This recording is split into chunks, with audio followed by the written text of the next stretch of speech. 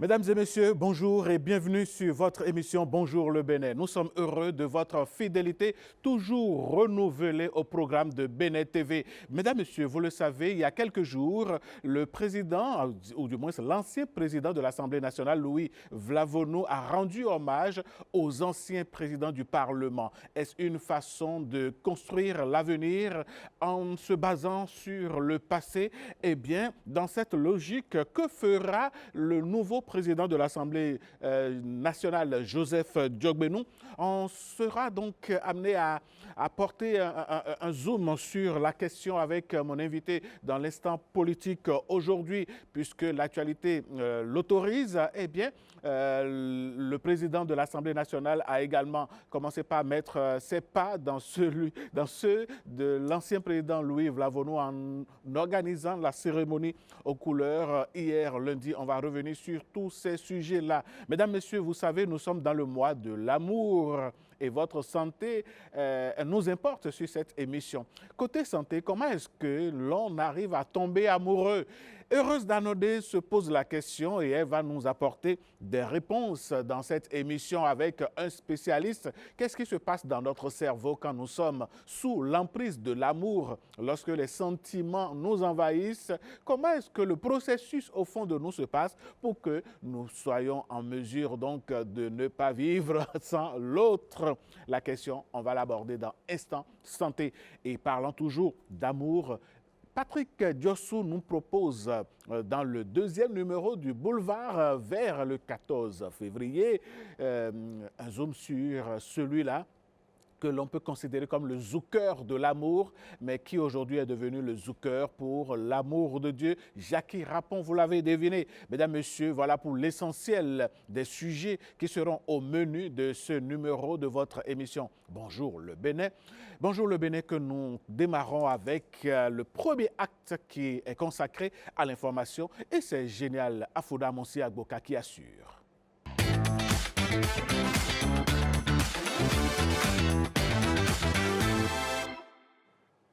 Mesdames, Messieurs, bonjour et bienvenue dans ce 7h. C'est un nouveau pas dans les préparatifs de la présidentielle du 12 avril prochain. La Sénat a tenu hier une séance de validation du spécimen du bulletin unique avec les candidats en lice. À l'issue de cette séance, eh bien, le prototype de bulletin unique a été validé par la FCBE et le duo de la mouvance présidentielle. Toutefois, une observation a été faite sur la taille du logo du duo Wadaïn Talata. Le président de la Sénat a assuré à ce propos apporter les corrections possibles. Vous le savez sans doute, Joseph Diogbenou est depuis ce dimanche le président de l'Assemblée nationale, 48 heures après son élection. Alors, que pensent les populations du nouveau président du Parlement et surtout, qu'attendent-elles des députés pour les années à venir? Reportage centré sur la rue où les attentes sont bien réelles avec Blaise Adankpo et Élisée Desguignon. À Cotonou, la circulation ne marque jamais de pause.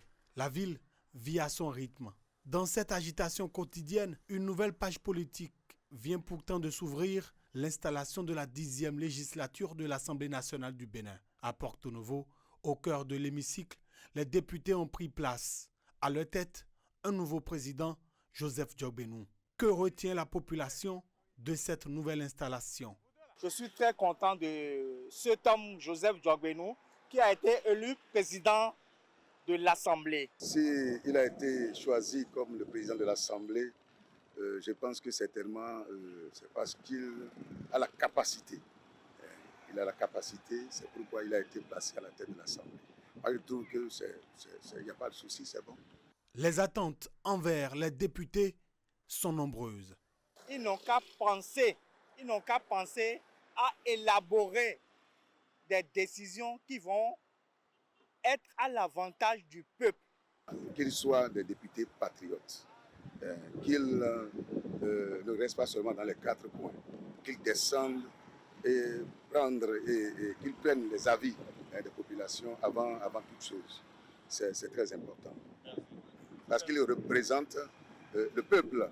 Donc il doit chaque fois descendre pour prendre les avis du peuple avant tout. J'ai juste une invite à leur rencontre, que ces nouveaux députés installés prouvent leur honorabilité dans la prise des décisions au bénéfice du peuple. Entre glaçons et pas pressés, la vie continue. Les populations gardent un œil attentif sur la nouvelle Assemblée nationale.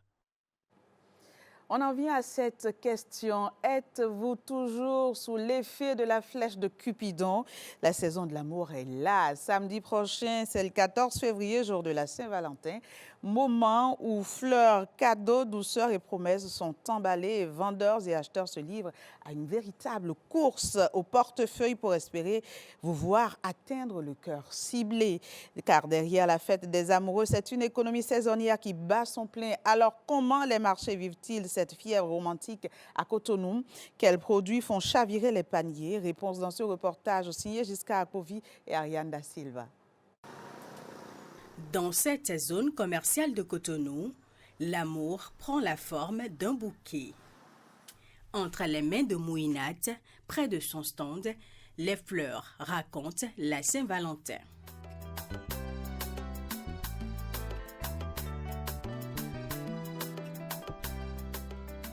Ce matin, la commerçante réalise des compositions florales pour ses clients.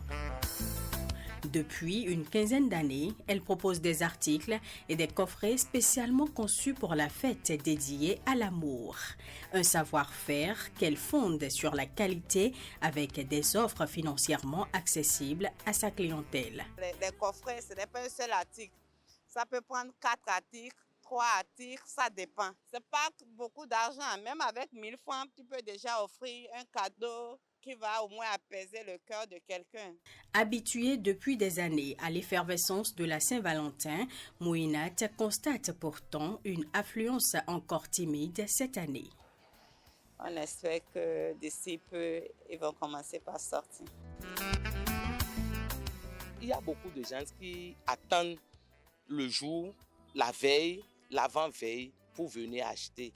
Il y a d'autres qui viennent pour regarder. Il y a d'autres qui viennent pour acheter pour la décoration de leur boutique, des pharmacies. C'est une occasion où il y a beaucoup de personnes qui offrent. Et c'est le cas de Zulfat que nous retrouvons sur place. Pour cette année, j'avais fait un budget de 30 000 maximum pour pouvoir prendre un truc, pour faire plaisir à la personne que j'aime. Je suis restée dans mon budget exactement. Pour les restaurateurs et d'autres corps de métier comme la pâtisserie, cette période de l'année reste propice aux affaires. Tous redoublent d'efforts et d'imagination pour séduire les clients en quête d'attention particulière. C'est une période que c'est comme le 1er janvier. La fête d'amour aussi, ça rapporte. Les gens viennent dans la nuit pour manger et boire.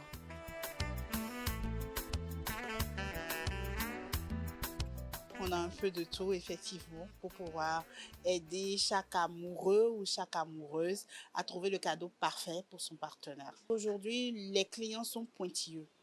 Il y a beaucoup d'offres. Donc, du coup, quand l'offre n'est pas un rapport qualité-prix très intéressant, vous aurez des clients, mais vous n'aurez pas de belles ventes. Le genre de clientèle qu'on a aujourd'hui est le type qui n'aime pas se déranger pour faire son choix.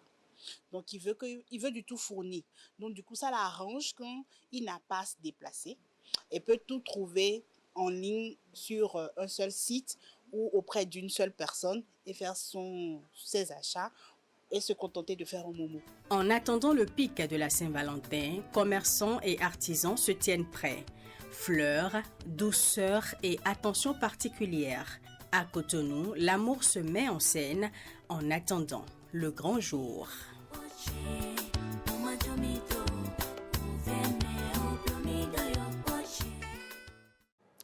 Il a livré sa dernière scène à Cotonou samedi dernier pour le compte de cette année. Le FIF, Festival international des films de femmes, ouvert le 3 février, a refermé ses portes après plusieurs jours de projections et d'échanges autour du 7e art au féminin.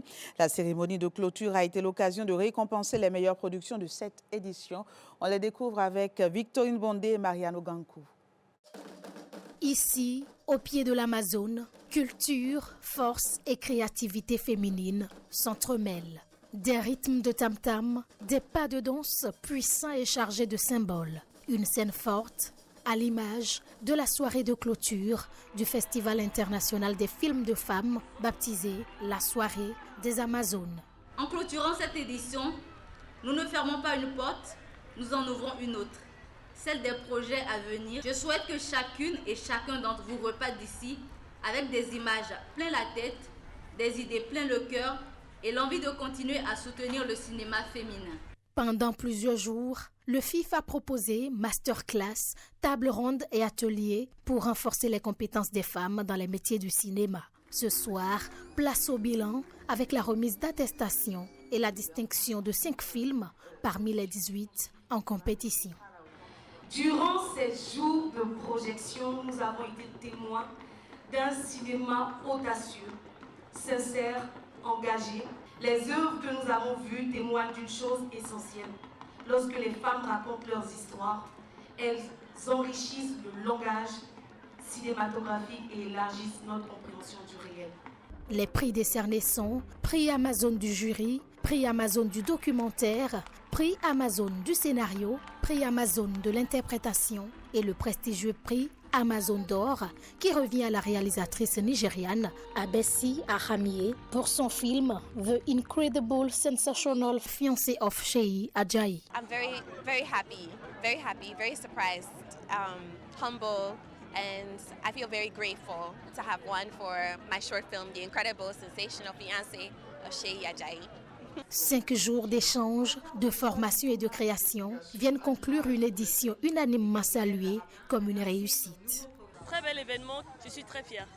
Nous assistons à une révolution des femmes qui sortent des maisons et qui vont découvrir le monde, qui vont s'affirmer et ça franchement on ne peut que l'applaudir. En tant qu'étudiante en audiovisuel, j'ai vu des films produits par des femmes comme moi. C'est vraiment une source de motivation pour atteindre ce niveau un jour. En termes de bilan, moi j'ai envie de dire qu'on est quand même assez ravis de faire cette 4e édition qui s'est vue enrichir par la qualité des œuvres que nous avons pu voir, la qualité de films portés par des femmes. Le deuxième élément qu'il convient de souligner, c'est la qualité des intervenants qui ont offert au public et aux amoureux du cinéma des moments de partage très intenses. Le rideau tombe sur le FIF 2026 à Cotonou, confirmant la place grandissante des femmes dans le cinéma et leur capacité à raconter le monde à travers leur regard. Rendez-vous est d'ores et déjà pris pour la prochaine édition. La Fédération béninoise de Maracana a réussi le pari de la première édition de la Nuit du Maracana, une compétition qui a tenu toutes ses promesses en émotion et en mobilisation. Pour la grande famille du Maracana, l'année 2026 démarre sous le signe de la relance et de l'innovation. La discipline reprend ses droits avec la première édition de la Nuit du Maracana, une compétition nocturne pensée pour mieux promouvoir ce sport collectif en pleine expansion. La Nuit du Maracana, c'est pour en réalité asseoir les bases d'une vraie fraternité, n'est-ce pas, créer de la convivialité, l'amitié, pour pouvoir permettre aux Maracana béninois de faire une bonne saison.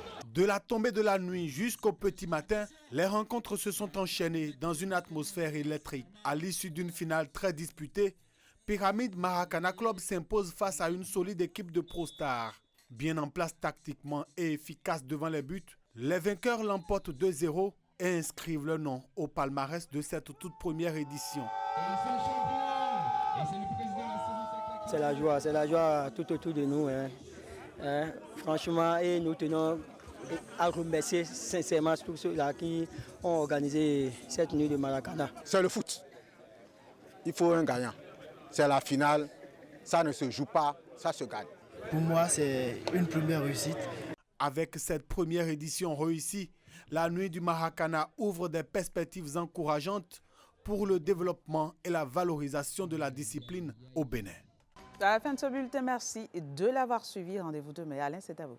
Merci, génial. Bonne journée à vous. À vous aussi. Merci. Allez, mesdames, messieurs, vous savez où faire vos emplettes et ou les commander.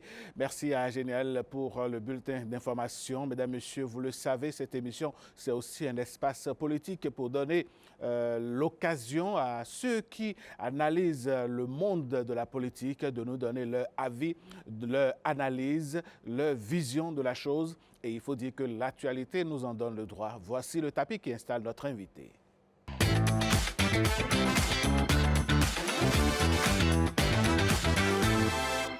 La 10e législature de notre pays a été installée dimanche 8 février 2026, mais avant, l'ancien président Louis-Yves Lavonu a rendu hommage à ses pairs avant de rentrer donc dans le cercle des anciens présidents. Ceux qui ont présidé donc aux destinées du Parlement béninois ont été honorés. Et au nombre de ceux-ci, on peut donc citer Adrien Mbedji, Bruno Amoussou, Idi Kolaolé et tout le reste. C'est pour dire donc que Louis-Yves Lavonu est en train peut-être de tracer un chemin ou à tracer un chemin, bâtir l'avenir en n'oubliant pas le passé. Dans cette logique, que fera Joseph Diogbenou, désormais président de l'institution, et comment est-ce que celui-ci pourrait imprimer, quel rythme il pourrait imprimer à notre Parlement qui s'engage sur un chemin de 7 ans? Voici un peu tout ce dont nous allons parler avec notre invité qui est déjà sur ce plateau. Gratien Makoko, bonjour. Bonjour, monsieur le journaliste. Je salue les fidèles téléspectateurs de la SRTB. Vous êtes un analyste politique et vous nous faites l'honneur d'être ici ce matin. Dites-nous déjà, qu'est-ce que vous pensez de l'élection de Joseph Diogbenou à la tête du Parlement béninois pour 7 ans? Bon, vous savez, moi, je n'ai pas vécu cela comme étant une surprise parce que vous savez qu'il y a eu beaucoup de pronostics et la lecture politique, pour ceux qui en sont un peu avisés, les choses sont un peu prévisibles parce que c'est quelqu'un qui a des ambitions présidentielle avec le temps au sein de l'état-major du parti qui préside. Il y a eu des discussions. À un moment donné, un autre candidat a été désigné en la personne du ministre d'État, M. Romia de Wadayi. Et là, pour que les uns et les autres puissent rester ensemble pour travailler, on savait que le perchoir au niveau du Parlement lui revenait probablement. Donc, son élection, c'est d'abord un mérite parce que c'est quelqu'un qui a un parcours. C'est un universitaire d'une grande réputation professionnelle. C'est un avocat et au-delà de ça, il est sur l'échiquier politique national depuis près d'une décennie et avant ça, au sein de la société civile, où il a posé des actes déterminants dans la vie de notre nation. Et donc, son élection, sur le plan politique, quand on observe les choses de manière un peu plus avisée, on se dit que c'est normal, c'est ce qui pouvait se passer. Ça, ce n'est pas une grande surprise. N'est-ce pas? Alors, est-ce que son élection apparaît alors comme une récompense à cette ambition avortée présidentielle, par exemple? Si on doit parler de récompense, ça ne va pas être récompense d'une ambition avortée, mais je parlerai plutôt de récompense de l'effort, récompense d'un parcours, parce que je vous l'ai dit, c'est un artisan de première heure du régime de la rupture, de l'avènement du président, l'accession du président Patrice Talon au pouvoir. Oui. Donc, il est un méritant de ce régime-là. Et si le régime doit continuer dans la dynamique de développement qui a été inaugurée depuis 2016, il faut quand même qu'il puisse compter sur ses hommes forts, ses cerveaux, ceux qui ont travaillé à ce que ce régime-là puisse s'installer, puisse s'enraciner, puisse travailler et présenter le résultat que nous sommes en train d'observer dans le pays. Alors, Gratien Makoko, on reste avec Joseph Diogbenou lors de son premier discours. Est-ce que vous voyez transparaître déjà la feuille de route du président de l'Assemblée nationale qu'il est? Oui, il faut être un fin observateur pour déceler toute la pertinence de ce discours-là, parce que quand on parle de discours, il faut se demander qui prononce le discours, quel est le discours qu'il a prononcé et qu'en est-il de sa pertinence.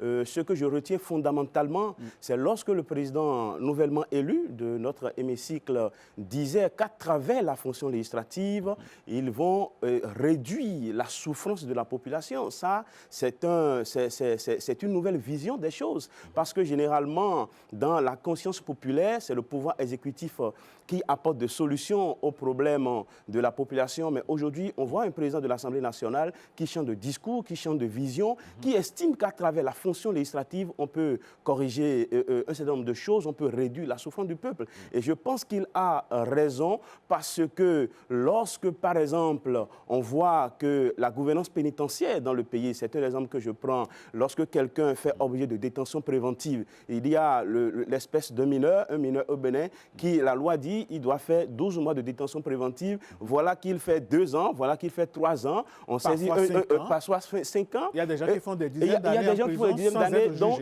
en revenant sur cette loi pour veiller à ce qu'il y ait une sorte de cohérence au niveau du droit pénal formel et même au niveau du droit pénal tout court, c'est qu'on est en train d'apporter une solution à la souffrance de la population carcérale. Lorsque on vote une loi de finances, je vais parler du budget pour être compris par la plupart de nos concitoyens, et qu'à l'intérieur de cette loi de finances-là, on constate qu'il y a une politique de dégression de la taxation, une politique de dégression de la taxation, que l'impôt que l'on impose ou les taxes que l'on impose, par exemple, aux consommateurs ou ceux qui commercialisent, par exemple, du sucre, si cela est diminué, c'est que le coût final de sucre va diminuer pour la population. Mais si les taxes sont augmentées, les commerçants sont obligés de répercuter l'augmentation de taxes sur la population des consommateurs. Et donc, à travers la loi... C'est le consommateur final qui en souffre. C'est lui qui en souffre. Donc, à travers une loi, on peut effectivement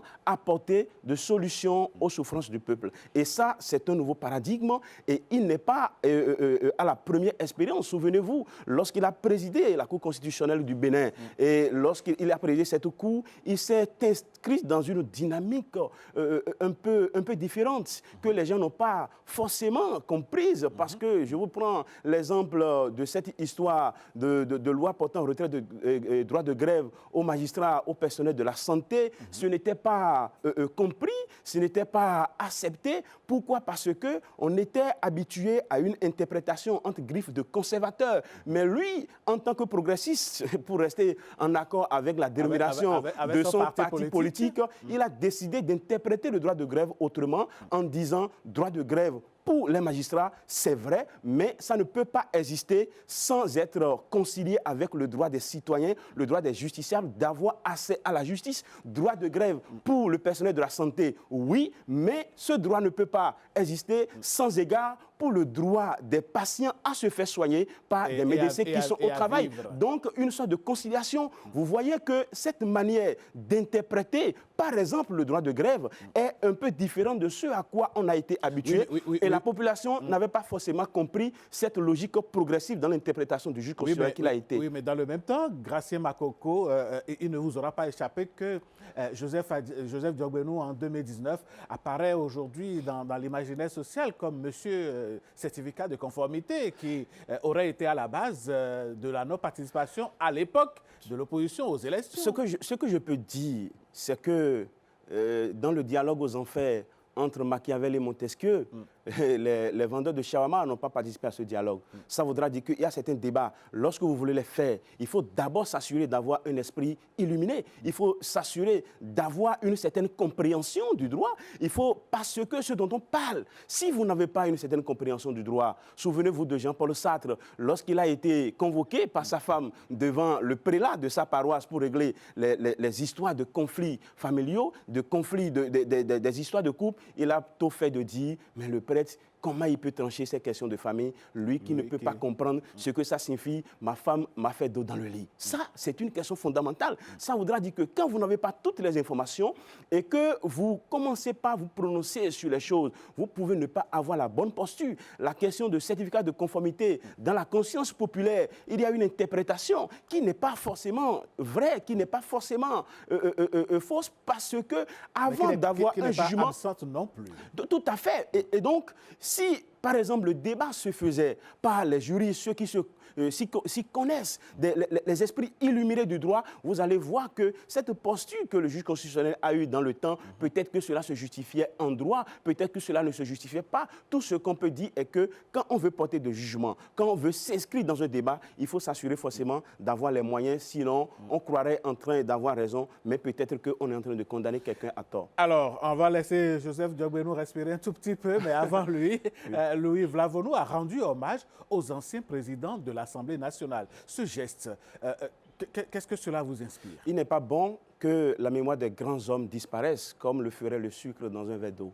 Ça, c'est pour la conservation de la mémoire de l'État, c'est pour la conservation de la mémoire de la nation et c'est aussi pour lancer un signal fort à la jeunesse qui, à travers ces grands hommes, à travers les pas posés par ces grands hommes-là, pourraient retrouver de stimulants, de l'éléments de détermination pour aller, d'accord, s'inscrire dans leur logique, histoire d'apporter le pied à la construction de l'État. Et donc, cette cérémonie d'hommage qui a été organisée, moi, je l'entrevois comme étant quelque chose ayant un grand niveau de positivité. Et j'invite les constitués de l'État à emboîter les pas au président Louis Vlavonou, parce que, vous savez, un président de l'Assemblée nationale, au-delà du fait qu'il soit le premier des parlementaires, il est aussi le patron d'une administration. Je vais parler de l'administration parlementaire. Et je suis tenté de dire que le président de l'Assemblée nationale est aussi quelque part une autorité administrative. Lorsqu'on concilie la fonction législative, la fonction de député avec la gouvernance de l'administration parlementaire, et au-delà de tout ça, on se met dans une posture de quelqu'un qui assure un certain management des êtres humains, la gestion des ressources humaines, parce que les positions divergentes au sein de l'hémicycle, il faut avoir de taquet de la diplomatie pour les gérer parfois. Et quand quelqu'un arrive à assumer de telles fonctions pendant plusieurs années, il est quand même de bon ton que les actions positives qu'il a pu poser dans le cadre de ces différentes fonctions-là puissent lui être reconnues, afin que vraiment les uns et les autres puissent tirer leçon pour savoir que quand on décide de construire l'État, c'est bien. Quand on le fait, on est récompensé tout au moins pour avoir une satisfaction morale. Et donc, ça se justifie très bien, cette posture du président Louis Vlavonou qui a demandé de rendre hommage à ses anciens. Au-delà des anciens présidents du Parlement, Louis Vlavonou a également pensé au personnel parlementaire. Est-ce à dire que l'homme, finalement, au soir de sa gestion, pendant 10 années, on va dire, pendant tout ce temps de l'Assemblée nationale, a reconnu la valeur des hommes avec qui il a travaillé au sein du Parlement? Non, vous savez, le président Louis Vlavonou, selon moi, comprend très bien cette logique africaine qui dit que la collectivité vaut ce que vaut l'effort de chacun. Et quand vous voyez les lois qui sortent de l'Assemblée nationale, ça n'a jamais été l'œuvre des parlementaires seuls. Il y a une équipe technique qui fait un travail important, un travail colossal, seulement que c'est dans l'anonymat, c'est des gens qui ne sont pas généralement connus. Mais ces équipes techniques-là, on ne peut pas... Tout à fait. Et donc, il ne faut pas occulter. Il ne faut pas occulter l'apport de ces personnes. Et donc, c'est pour ça. Lui qui était dans le secret des dieux, qui connaissait les hommes de lumière aussi bien que ceux de l'ombre, a décidé quand même de récompenser les uns et les autres. Je pense que c'est un acte positif. S'il ne le faisait pas, ça va être peut-être un reproche. Il l'a fait parce qu'il a eu la présence d'esprit de le faire. Je pense que cela est salutaire. Est-ce que le regroupement dans cette cérémonie d'hommage augure ou bien dessine déjà un tout petit peu les visages qui seront présents au Sénat? Est-ce que Louis Vlavonou, à travers le geste de l'hommage rendu aux anciens présidents, est en train de tisser le tapis vers le Sénat? Non, vous savez, c'est peut-être trop forcé. C'est peut-être trop facile, cette manière de voir. Mais en politique, rien n'est impossible. Ça peut être un jeu de charme. Ça va forcément, si on le dit ainsi, édulcorer un peu l'importance et la solennité de l'acte qu'il a posé. D'accord? Réduire cet acte-là à une vile volonté de conquérir la présidence du Sénat. Peut-être que cela va avoir un aspect un peu péjoratif sur l'acte aussi noble qu'il a posé. Mais on ne peut pas, d'accord, s'empêcher d'ouvrir la réflexion, d'ouvrir l'esprit et de penser que cela est possible. C'est un homme politique. Et il peut rester à un moment donné dans une démarche de séduction, parce que quand on ne séduit pas un électorat, on n'a pas son suffrage. Et il a appris à le faire dans sa circonscription électorale. Aujourd'hui, ceux qui vont siéger au niveau du Sénat constituent le nouveau électorat. Et donc, s'il est là et qu'il a le profil pour présider à ce Sénat-là, pourquoi ne pas le faire? Et en plus de ça, il a de la vigueur, il a de la disponibilité. Et je vous apprends, peut-être que je ne vous l'apprends pas, que le président Louis Vlavonou, avant même avoir été élu président de l'Assemblée nationale 2 fois, c'est quelqu'un qui fait partie des requérants les plus actifs de la Cour constitutionnelle. Quand vous observez un peu la jurisprudence de la Cour constitutionnelle, vous constatez qu'il a saisi à plusieurs reprises le juge constitutionnel sur des questions clés concernant la vie de notre nation. Donc c'est quelqu'un qui est dans l'activisme depuis longtemps, c'est quelqu'un qui contribue à l'avancement de l'état de droit depuis longtemps à travers le requérant actif qu'il a été devant la Cour constitutionnelle, à travers le président qu'il a été arriver à la tête de notre hémicycle. Et après cela, on n'a pas de raison de ne pas croire qu'une fois au Sénat, il pourra encore apporter sa pierre à la construction de l'édifice qui constitue notre pays. En attendant de voir clair dans ce qui sera le Sénat, revenons à l'Assemblée nationale. La 10e législature inaugure, je vais dire, l'ère des septennats. Est-ce que vous pensez qu'il y aura de la matière pour Joseph Diogbenou et les membres du bureau en particulier et pour les députés en général? Non, je vais vous dire simplement que la pertinence d'une législature ou son importance ou l'impact d'une législature ne réside ni dans le panjurisme, l'inflation des normes, encore moins dans la durée du mandat. L'efficacité est liée carrément à autre chose. C'est lié à la volonté des acteurs, des parties prenantes. C'est lié aux soucis que les uns et les autres ont de performer l'État, d'induire une sorte de réforme positive qui impacte positivement à leur tour la vie des citoyens. Et je pense que c'est ce qui se retrouve déjà au niveau du discours du président de l'Assemblée nationale nouvellement élu, lorsqu'il disait qu'à travers la fonction législative, on peut arriver à réduire la souffrance du peuple. Moi, je leur demande quand même de poser les actes déterminants qu'il faut, de vraiment penser au peuple et de mettre le peuple au cœur de l'action parlementaire parce qu'ils sont représentants du peuple et en tant que tels, ils sont obligés d'être le porte-étendard de ce peuple-là, représenter sa souffrance et trouver des solutions à cette souffrance populaire. Quand on sait que la 10e législature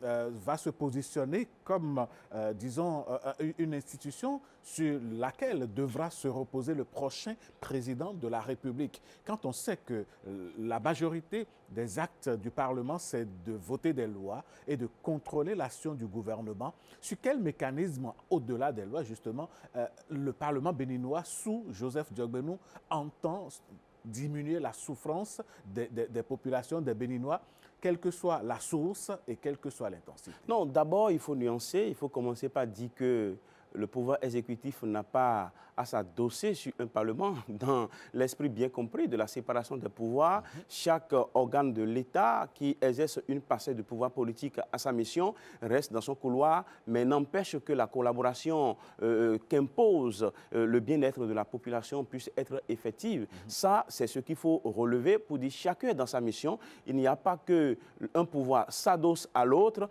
parce que ça porte l'idée que le Parlement va être d'une manière ou d'une autre à sorde un peu du pouvoir exécutif, mais ça, ce n'est pas l'esprit de la démocratie, ce n'est pas l'esprit de l'état de droit. Dans la réalité mais des là, choses... la réalité est une anomalie. Cette réalité qu'on présente est une anomalie parce qu'il faut simplement appeler les uns et les autres à agir en toute conscience professionnelle et en tout patriotisme, ce que René Descartes appelle la vertu politique, qui n'est rien d'autre que le patriotisme. Et quand on a cela, on joue convenablement sa mission de parlementaire, sa mission de membre de gouvernement, sa mission de président de la République. Et au moment où chaque acteur exerce sa fonction en toute conscience, je pense que le développement va être là. C'est lorsque les gens s'inscrivent dans une logique de manœuvre politicienne, c'est en ce moment que les gouvernants ont peur, c'est dans ce moment que les présidents de la République ont peur pour se dire mais ceux-là, ils ne sont pas dans la conscience, ils ne sont pas dans la droiture, ils ne sont pas en train de vouloir œuvrer pour le peuple, ils ont d'autres intérêts et pour cela, pour ne pas être victime, il faut forcément contrôler le Parlement pour ne pas vraiment avoir les belles ambitions qu'on a, les beaux projets qu'on a tombés à l'eau. Donc, c'est généralement ce qui amène tout ce qui explique votre question, mais il faut inviter les acteurs aujourd'hui à prendre conscience pour dire je suis parlementaire, je suis membre de l'Union progressiste de renouveau, membre du bloc républicain, je suis de la majorité présidentielle, mais n'empêche que je mette ma raison, ma volonté et mon patriotisme au service de la fonction législative pour aller dans le sens qui arrange la population et pas forcément celui du pouvoir que l'on soutient. Et là, il faut inviter. Je n'invite pas à faire défection. Les équipes ont leurs règles. Il faut respecter la discipline de groupe. Mais il ne faudrait pas que cela puisse émousser l'ardeur qui amène le parlementaire à jouer convenablement son rôle. Eh bien, Gratien Makoko, le temps, cette denrée qui file tellement quand on est sur un plateau de télévision. Si en 30 secondes, je vous demandais de clôturer cet entretien, que direz-vous? Je dirais simplement que les Béninois n'ont pas de raison à ne pas croire au pouvoir public. Un député les a invités à prendre leur mal en patience. Oui, mais vous savez, il le faut, parce que le peuple a besoin de vivre de l'espoir. Le paradis n'est pas encore là, mais à y penser seulement, ça fait du bien. La femme qui éprouve les douleurs de l'enfantement, lorsqu'il pense au sourire du nouveau bébé, il peut avoir de l'espoir. Et pour cela, on invite la population à croire au pouvoir public, à patienter, à espérer, parce qu'il y a également un effet psychologique. Lorsque vous avez la foi de confiance en un gouvernant, ça peut l'amener vraiment à poser des actes positifs. Mais si au départ, vous commencez par faire preuve de votre méfiance, cela peut vraiment le dérouter et avec les belles intentions, il peut ne pas agir convenablement. Donc, un bon mandat pour cette 10e législature et qui va peut-être être une législature positive qui va nous amener à la réduction de la souffrance du peuple béninois. On le souhaite vivement et qu'il en soit ainsi par la grâce de Dieu. Merci. Ce qui est sûr, nous, on n'est pas déroutés sur ce plateau. Pas du tout. On a plutôt du plaisir à servir les populations. Et je vous dis merci, Gracia Makoko, d'avoir accepté notre invitation. Revenez-nous quand vous voulez. Vous savez pourquoi? Parce que ici, c'est votre maison. Tout à fait. Merci. Je vous souhaite une bonne journée. Merci à vous. Merci infiniment. Allez, instant politique terminus. Nous allons donc enclencher sur une autre rubrique pour recevoir Patrick Jossou et ses invités où nous parlerons d'histoire des Noirs. Voici événement à la une.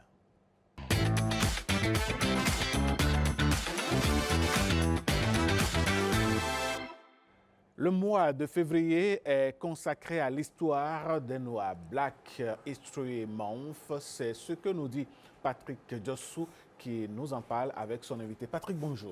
Oui, bonjour Alain Sochoumé. Comment allez-vous ce matin? Très bien, par la grâce de Dieu.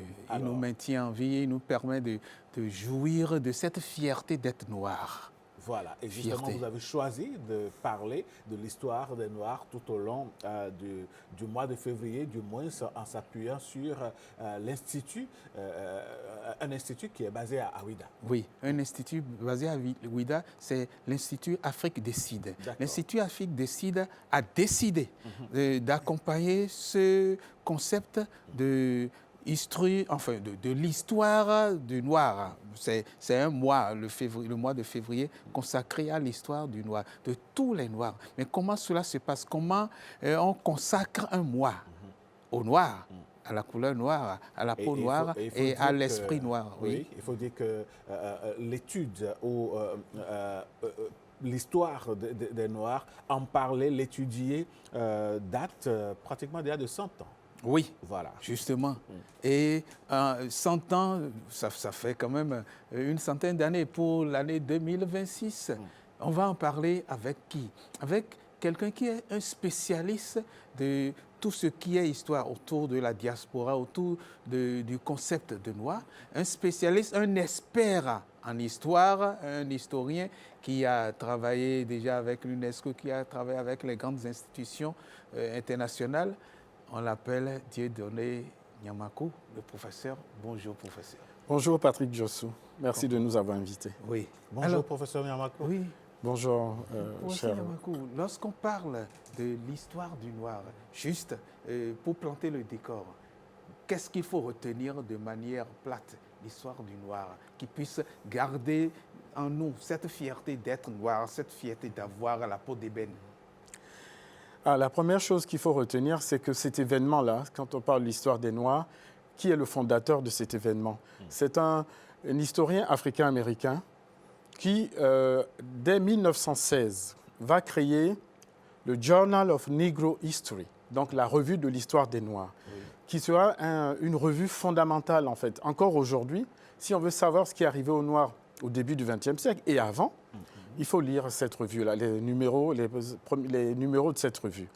Et 10 ans plus tard, en 1926, Carter Woodson, c'est son nom, va créer la Black History Week.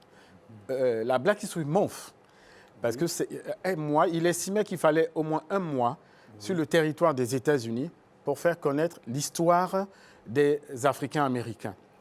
Pourquoi? Parce que l'esclavage avait tenté d'effacer l'histoire des Noirs. C'est l'histoire de ces Africains déportés par millions sur le continent américain.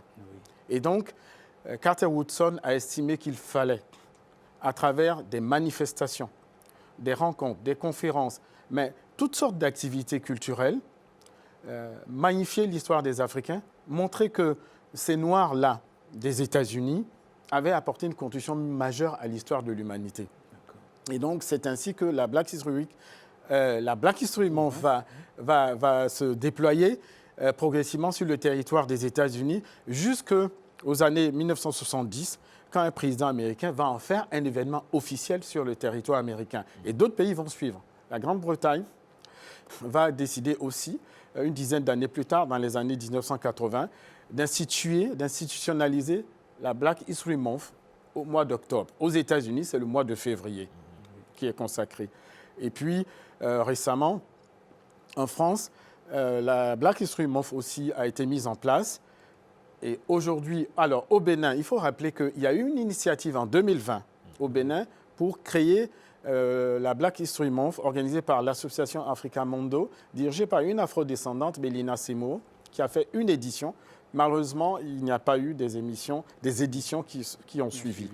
Et donc aujourd'hui, depuis quelques jours, l'Institut Afrique Décide, basé à Ouida, dirigé par Sylvestre Djekpoto, a décidé d'organiser justement une semaine, non seulement à Ouida, mais à Cotonou, à Porto Novo, à Alada, sur le campus de l'Université d'Abomey-Calavi, ces journées dédiées justement à l'histoire des Noirs, à l'histoire des Africains en général. Le but, c'est de montrer les contributions des Africains et des diasporas africaines à l'histoire mondiale. Parce que rappelez que l'Afrique occupait une place centrale dans l'histoire du monde il y a des siècles et même des millénaires, et que l'Afrique avait perdu cette place-là du fait de l'esclavage, du fait de la colonisation, et que cette mémoire-là ne doit pas être effacée. Tous les Béninois, tous les Africains, tous les Afro-descendants doivent connaître leur histoire dans tous ces aspects. Et leurs histoires dans tous ces aspects. Leurs histoires, pour connaître ces histoires, on a avec vous une dame elle a un master en patrimoine, elle est une étudiante, mais qui a commencé par suivre tout ce que vous avez institué, tout ce que vous avez fait tout au long de ce mois. On va revenir à vous tout à l'heure, Madame Damienne Kenom, pour parler de votre participation, de comment vous avez pu apprécier tout cet ensemble. Bonjour à vous. Bonjour, monsieur. Merci pour l'invitation. Alors, bienvenue à vous, Madame Kenom. Merci, monsieur. Professeur, lorsqu'on prend tout cet ensemble, vous avez évoqué tout ce qui a été déjà fait. On va parler de ce qui sera fait, parce que c'est tout un ensemble de programmes. Pour ce qui est déjà fait, il y a eu la semaine. La semaine a commencé déjà à Ouida. Dites-nous un peu ce qui s'est passé. Racontez-nous un peu. Oui, tout à fait. Alors, il y a eu l'inauguration justement de la Black History Week à Ouida, à la Maison de la Culture de Ouida. Ça a été une commémoration officielle avec deux prestigieux invités qui ont fait la déclaration d'ouverture et la déclaration de clôture. Le professeur Pierre Kipré, de la Côte d'Ivoire, ancien ministre de l'Éducation nationale de Côte d'Ivoire et professeur d'histoire politique africaine, nous a gratifié de sa présence et de cette déclaration inaugurale. Et à la fin de la journée, l'éminent juriste et ancien président de la Cour constitutionnelle du Bénin, le professeur Robert Dossou, a présenté la déclaration de clôture. Et cette première journée a été ponctuée par une journée scientifique sur le thème retour des hommes, retour des biens, l'Afrique à la croisée des chemins après l'esclavage et la colonisation. Il y a eu deux axes. On a invité une dizaine de chercheurs, d'historiens, de sociologues, de spécialistes du patrimoine et de personnalités en fonction aujourd'hui au niveau du ministère de la Culture, de la Présidence de la République, en charge justement des questions liées au patrimoine et à la restitution des biens. Le premier volet donc a concerné la question des résistances, des ripostes des Africains au début de la traite négrière, un sujet qui n'est pas assez connu. Et l'autre, parce que nous parlons du retour des hommes, le retour des afro-descendants vers l'Afrique et en particulier vers notre pays, le Bénin, aujourd'hui. Et le deuxième volet a porté sur le retour des objets, des biens pillés, donc la question de la restitution et les coulisses de cette restitution. Ça, c'est pour la première journée. Ça, c'était, la première journée, le samedi. Le samedi. Avec le concept de Black History Party, Polyrythmo était là. Oui, justement, oui. Polyrythmo et puis Jean Adagbenon, Adagbenon ils sont venus pour l'animation culturelle. Qu'est-ce que vous retenez, Madame Kounom, pour cette première journée, qu'est-ce que vous retenez? Et est-ce que c'est l'animation culturelle? Est-ce que c'est tout ce qui tourne autour du patrimoine? Parce que vous avez eu un master en gestion du patrimoine culturel. Et de cette première journée, ce qui est important à retenir, c'est les communications, les panels, tout ce qui était scientifique. Oui. C'était vraiment enrichissant. Ça nous a permis de faire un rappel historique, de prendre conscience de l'importance de la valorisation du patrimoine culturel. Et ça nous a permis de retourner à l'histoire. Et c'était vraiment enrichissant pour tous les participants. Madame Kounom, moi j'ai une question pour vous, vous qui êtes spécialiste des questions de patrimoine. On sait que, bon, on va dire les choses, on va appeler un chat un chat. Le colon a travaillé, s'est évertué à effacer les traces des inventeurs noirs. Oui. Dans cette posture-là, quand vous voyez aujourd'hui la politique du gouvernement et l'apport des scientifiques que vous êtes, comme le professeur Nyamakou, quel regard portez-vous sur la politique qui consiste aujourd'hui à redonner ou à recentrer le noir dans le monde scientifique, dans le monde de l'invention?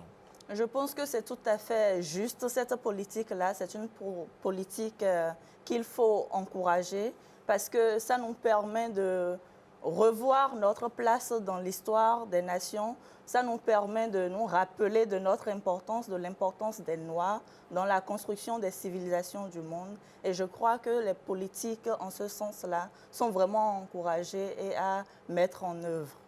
Professeur Nyamakou, quand on travaille, quand le colon travaille à dénigrer la culture du noir, par le noir et avec le noir, comment pensez-vous qu'on puisse renverser la tendance des centaines d'années de cette pratique de nos jours? Merci pour la question. C'est l'immense défi auquel sont confrontés les historiens, mais tous les spécialistes aujourd'hui africains ou d'origine africaine qui ont compris l'importance de cet enjeu-là, de cette problématique. Il y a l'enseignement de l'histoire qui reste un point de départ majeur. Mais nous savons que ce n'est pas suffisant et que d'ailleurs, nos programmes d'histoire doivent être encore revus parce que le temps entre les découvertes, les travaux des historiens et leur vulgarisation dans les manuels d'histoire pour les écoles, le temps est long. Et ce qui fait qu'on continue parfois d'enseigner dans nos écoles des thèses qui sont dépassées. Voilà. Et l'héritage justement de l'écriture de notre histoire par le colon n'a pas disparu. Et donc, cela se ressent encore dans les programmes scolaires, quand on a pris l'habitude d'enseigner à nos enfants que nos rois vendaient les gens, mais sans expliquer le contexte historique, la violence qui a accompagné cela. Et donc,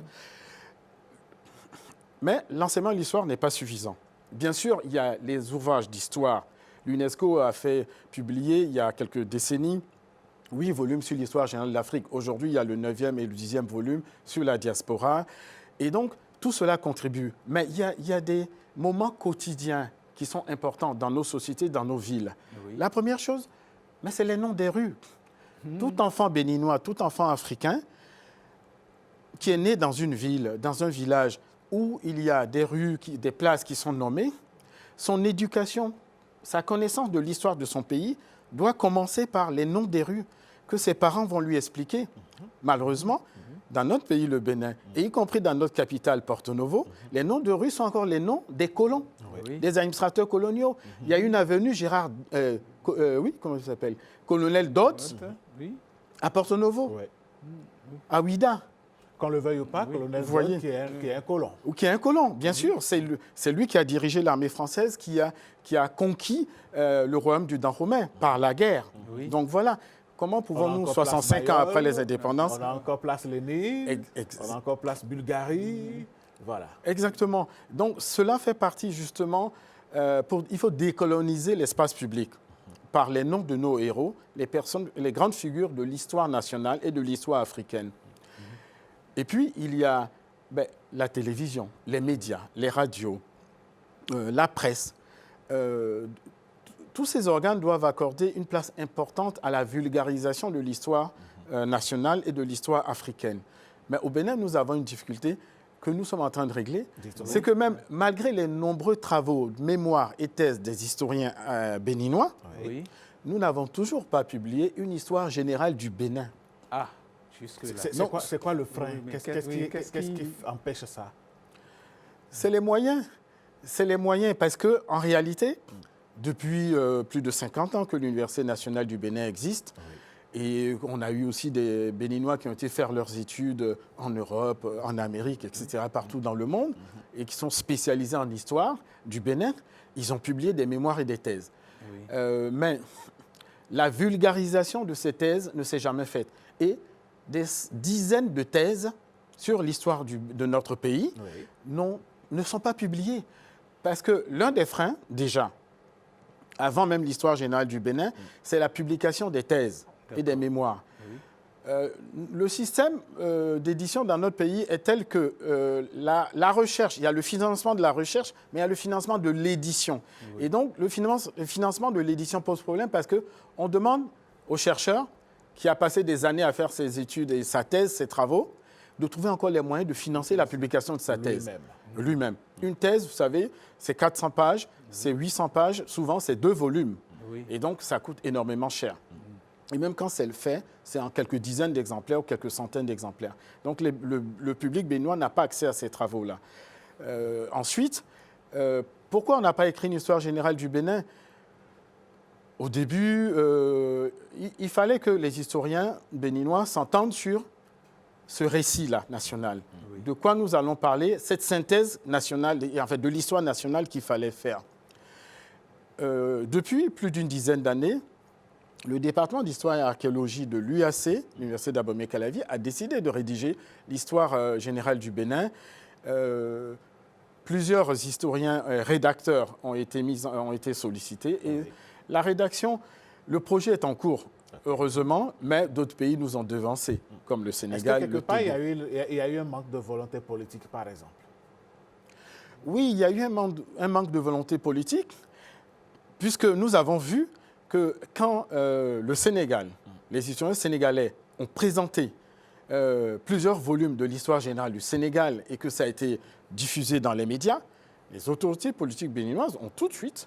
Sénégalaises, vous voulez dire? Non, béninoises, qui ont vu l'information dans les médias, ont saisi l'université d'Abomey-Calavi pour dire mais pourquoi nous n'avons pas une histoire générale du Bénin?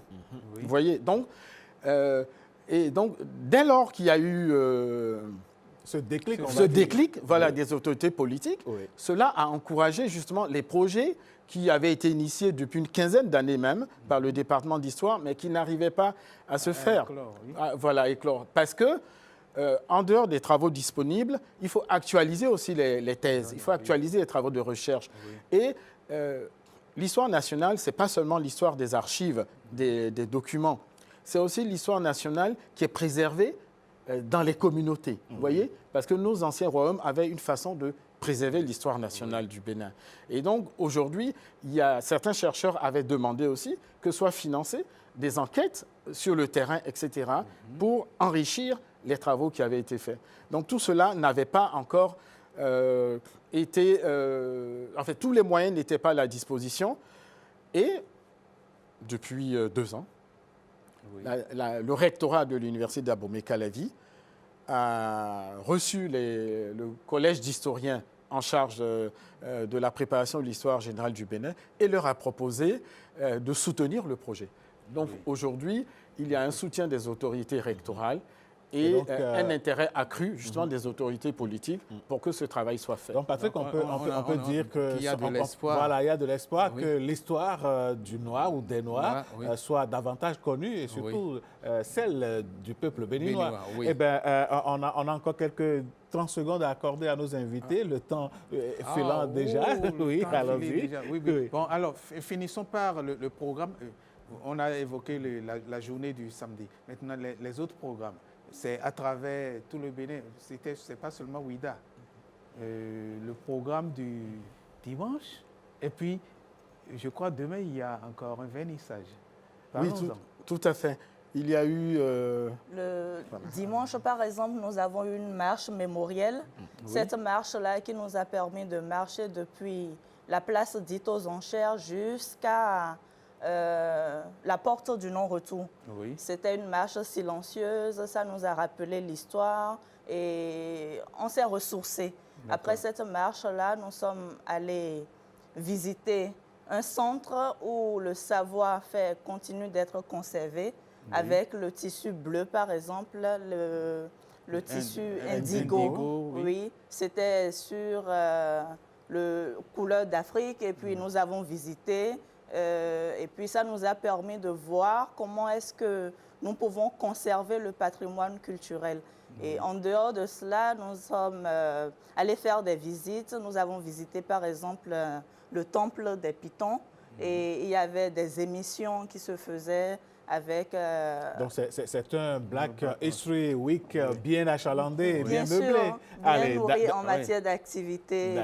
C'était vraiment enrichissant. Activité à venir pour inviter le peuple béninois à y participer. Tout à l'heure, nous serons à l'université d'Abomey-Calavi avec les étudiants de l'Institut national des métiers d'art, d'archéologie et de la culture, INMAC.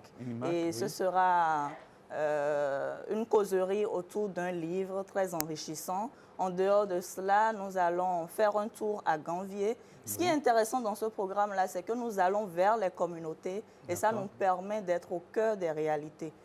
Vers les communautés, ça permet d'être au cœur des réalités. Et c'est à travers 3 villes. Plus que 3 villes. Bon, c'est Cotonou, Porto Novo, Ouida. Vous avez parlé d'Alada aussi. Oui, tout à fait. Le père Dja, que tout le monde connaît au Bénin, va recevoir justement le public, les participants de la Black History Week dans la journée du jeudi, la matinée du jeudi, pour parler du retour. Et cette initiative de pionniers qu'ont été le père et la mère Dja. La famille Dja. Voilà, nous rendons hommage ici à la mère Dja qui nous a quittés il y a quelques mois. Et donc la famille Dja va recevoir le public pour expliquer leur retour, parce qu'ils sont au Bénin depuis bientôt une trentaine d'années. Et lorsqu'ils avaient décidé de quitter les Antilles pour revenir en Afrique, ça avait fait sensation dans les Antilles. On s'est demandé, mais qu'est-ce qu'ils vont aller faire en Afrique? Et surtout, quand nous revenons à cette histoire, la question qui se posait, c'est que l'enseignement de l'histoire dans les Antilles et dans les Amériques, pour les Afro-descendants, c'est centré sur le fait que ce sont vos parents africains qui vous ont vendu. Et donc, alors qu'il y a un autre pan de l'histoire qu'il faudra enseigner. Professeur Yamakou, on n'aura pas le temps de creuser ce sujet tellement c'est passionnant. On va vous réinviter un autre jour pour parler toujours de cette thématique-là. Patrick Dossou, parce qu'il y a beaucoup de choses intéressantes pour qu'on puisse savoir qui a inventé l'ascenseur, qui a inventé le GPS. Ce sera le thème de la Black History 2027. Les inventeurs africains et les inventeurs noirs du monde. Nous sommes en avance sur notre époque. Alors, allez, prochain, on sera invité, on va vous accompagner par la grâce de Dieu. Ce sera un plaisir. Allez, Patrick Dossou, il y a un boulevard qui est tracé pour le 14 boulevard tracé. Maintenant, on laisse, c'est toujours le boulevard, mais on va parler d'avenue aujourd'hui. Avenue vers la Saint-Valentin. Donc, boulevard vers le 14 février, avenue vers la Saint-Valentin. Et pourquoi avenue? Pourquoi Saint-Valentin? Parce que celui dont on va parler, Jackie Rapon, et c'est un zouker, mais à un moment donné, il a utilisé son zouk pour se mettre au service de Jackie Dieu. Rapon, qui est aussi un Africain, là, on parle toujours de la Black History Week, et comme le disait Chinois Achebe, tant que les Lions n'auront pas leur historien, les histoires de chasse glorifieront toujours le chasseur. Oui, tout à fait. Allez, mesdames, messieurs, voici la venue pour célébrer et préparer le 14 février. J'ai attendu, je t'attends et je t'attendrai. Avenue vers la Saint-Valentin avec Jackie Rapon, également connu sous le nom de Carbone. C'est pas pourquoi je t'aime comme ça, Aïda. Jackie Rapon est né le 27 août 1961 à Fort-de-France en Martinique. Chanteur, auteur, compositeur et interprète martiniquais, reconnu pour son style musical unique qui mélange le zouk, l'afro-caribéen et la variété française. Jackie Rapon est également bien connu pour ses chansons d'amour et ses rythmes sensuels. De Aïda.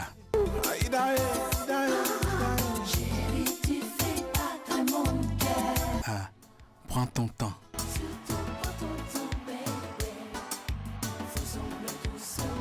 En passant par T'en vas pas.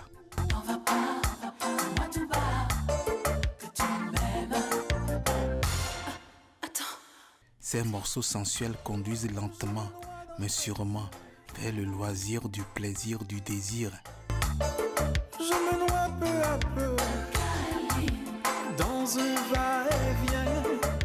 Et chante doucement, vas-y doucement, surtout prends ton temps, bébé.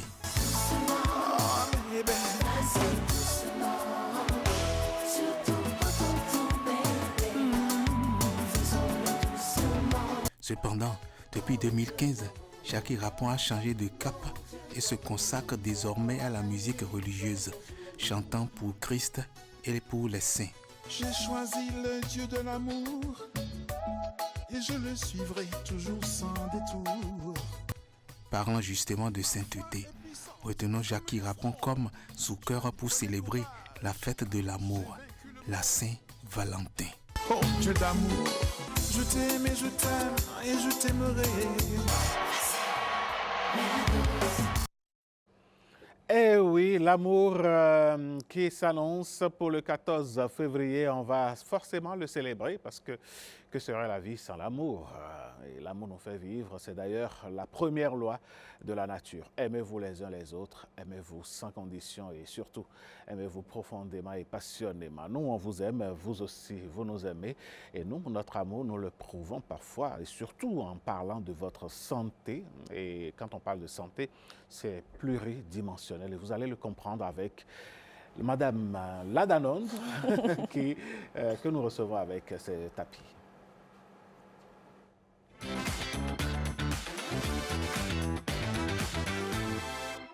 Qu'est-ce qui se passe bien dans notre esprit et dans notre tête pour qu'on tombe amoureux? Comment est-ce que le processus se passe? Et quand notre cerveau est sous le coup de l'amour, qu'est-ce qui se passe? Voilà les questions qui ont poussé la curiosité de Dame Heureuse. Bien sûr. Ladanonde, bonjour. Oui, Monsieur Sochoum, c'est comment? Vous êtes amoureux? Ah ouais, tous les jours. Je suis tous les jours. Ça, je l'avoue. Ça, c'est bien. Ah ouais. On va voir avec l'expert tout à l'heure ce qui se passe dans votre tête actuellement. D'accord. En étant un homme amoureux. Alors, mais vous savez quoi? Dans mes balades sur la toile, je suis tombée sur un entretien où l'invité faisait quand même comprendre à la journaliste qu'on ne tombe pas amoureux pour les qualités de celui-là ou de celle-là, mais parce que tout se dessine dans nos têtes. Ah oui? En fait, il peut ne pas avoir un joli visage, mais parce que le cerveau nous dit qu'on est amoureux, on voit que le visage est beau. Je vais inviter les téléspectateurs à suivre ce micro-trottoir réalisé par Karama Tagbataoum pour savoir si certains citoyens qu'elle a pu rencontrer aiment ou pas, un peu comme Alain Sochoum. On suit, on revient. Je suis amoureux. Très bien. Vraiment, j'étais à côté de ma femme. Je sens bien que je suis amoureux. Si je ne suis pas là, je sens qu'il y a quelque chose qui me manque. Quand tu es amoureux, tu ressens des sentiments un peu étrangers, différents des autres. C'est différent d'une part de l'amitié simple. Ah ouais. J'ai vécu une grande déception, donc je ne suis pas amoureuse. Pas du tout. Elle n'est pas amoureuse, elle n'est pas comme vous. En tout cas, non, moi je suis amoureux, je suis amoureux de la vie. Quelles que soient les déceptions, il faut être amoureux. N'est-ce pas? Et on va consacrer, je crois, le numéro prochain ou dans quelques jours, un numéro au chagrin. Au chagrin, oui, voilà. On le fait peut-être demain, pourquoi pas? Pourquoi pas? Oui, on le fait pourquoi demain. pas? On le fait demain, si l'invité est là. Promesse donnée. Et ça doit être tenu. Ah oui, on fera diligence. En tout cas, ce matin, nous sommes avec Herman Azamasso. C'est bien cela. Médecin expert en neurophysiologie, urodynamique, neurourologie et neurosexologie pour parler de ce qui se passe dans notre cerveau lorsqu'on est amoureux. Docteur, merci d'être là ce matin. Je suis enchanté. Bonjour docteur et bienvenue. Bonjour, merci beaucoup.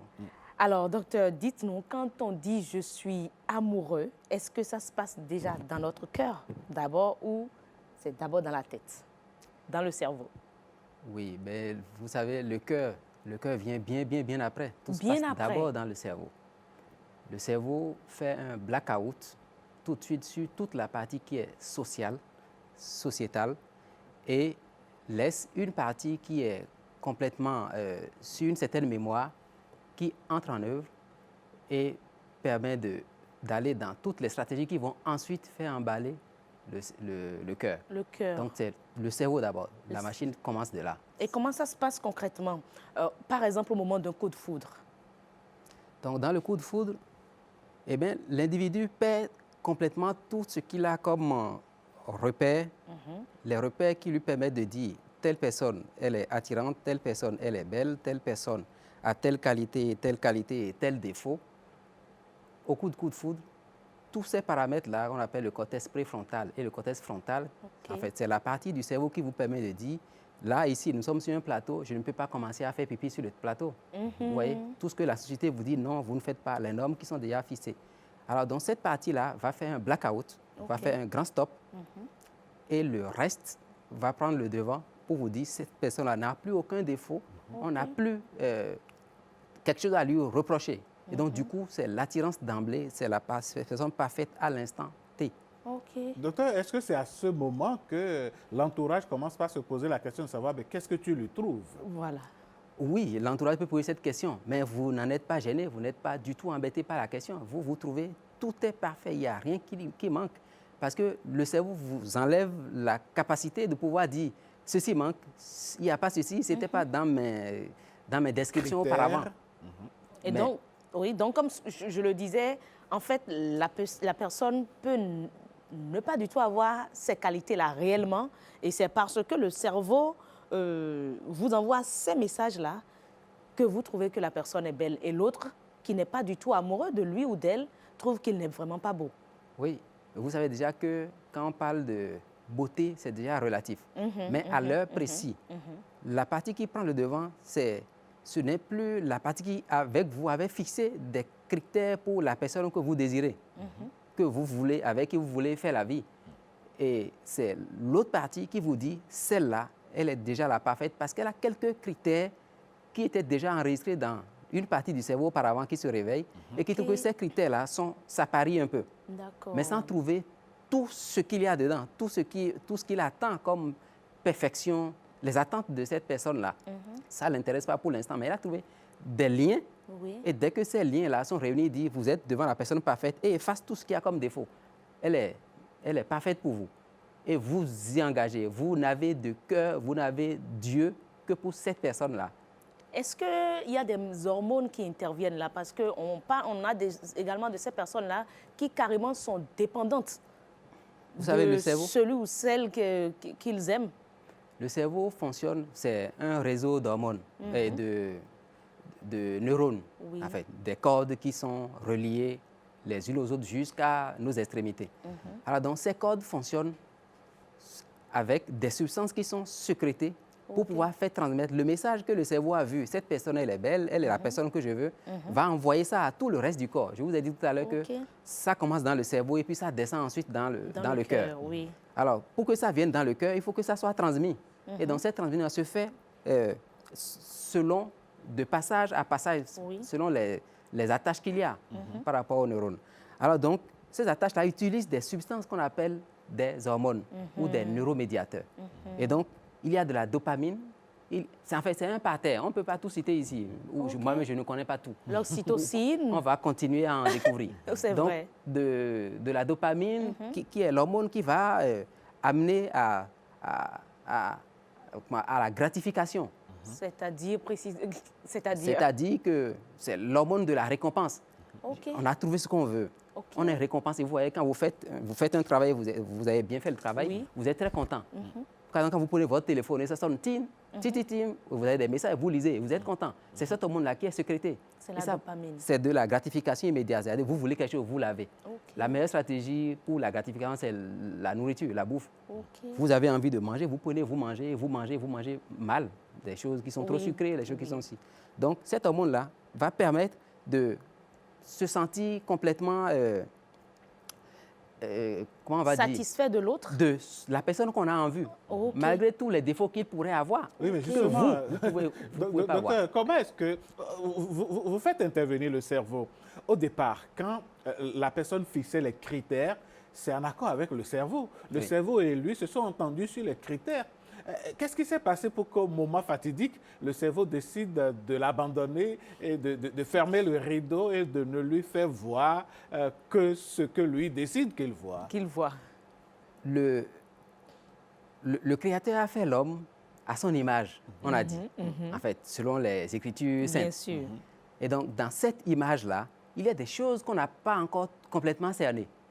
Il y a ou bien des choses que l'homme a décidé de ne plus embrasser dans ce qui était ces choses que le Créateur lui a conférées. Oui. On a juste vu que le cerveau, à ce moment-là, il ferme le voile pour un certain truc et il ouvre une partie pour d'autres choses. Après, la question va se poser, c'est est-ce que ça va rester comme ça tout le temps? Justement. Ça ne restera pas comme ça tout le temps. Ah, Oui, raison pour laquelle, à des moments donnés, on dit l'amour, ça a diminué dans le couple. Le rideau va baisser. OK. Donc, quand le rideau va baisser, on va tout voir. Et c'est là que d'autres éléments doivent obligatoirement intervenir pour que ce couple-là reste. Parce que dorénavant, on va percevoir à la fin, parce qu'on va percevoir les défauts.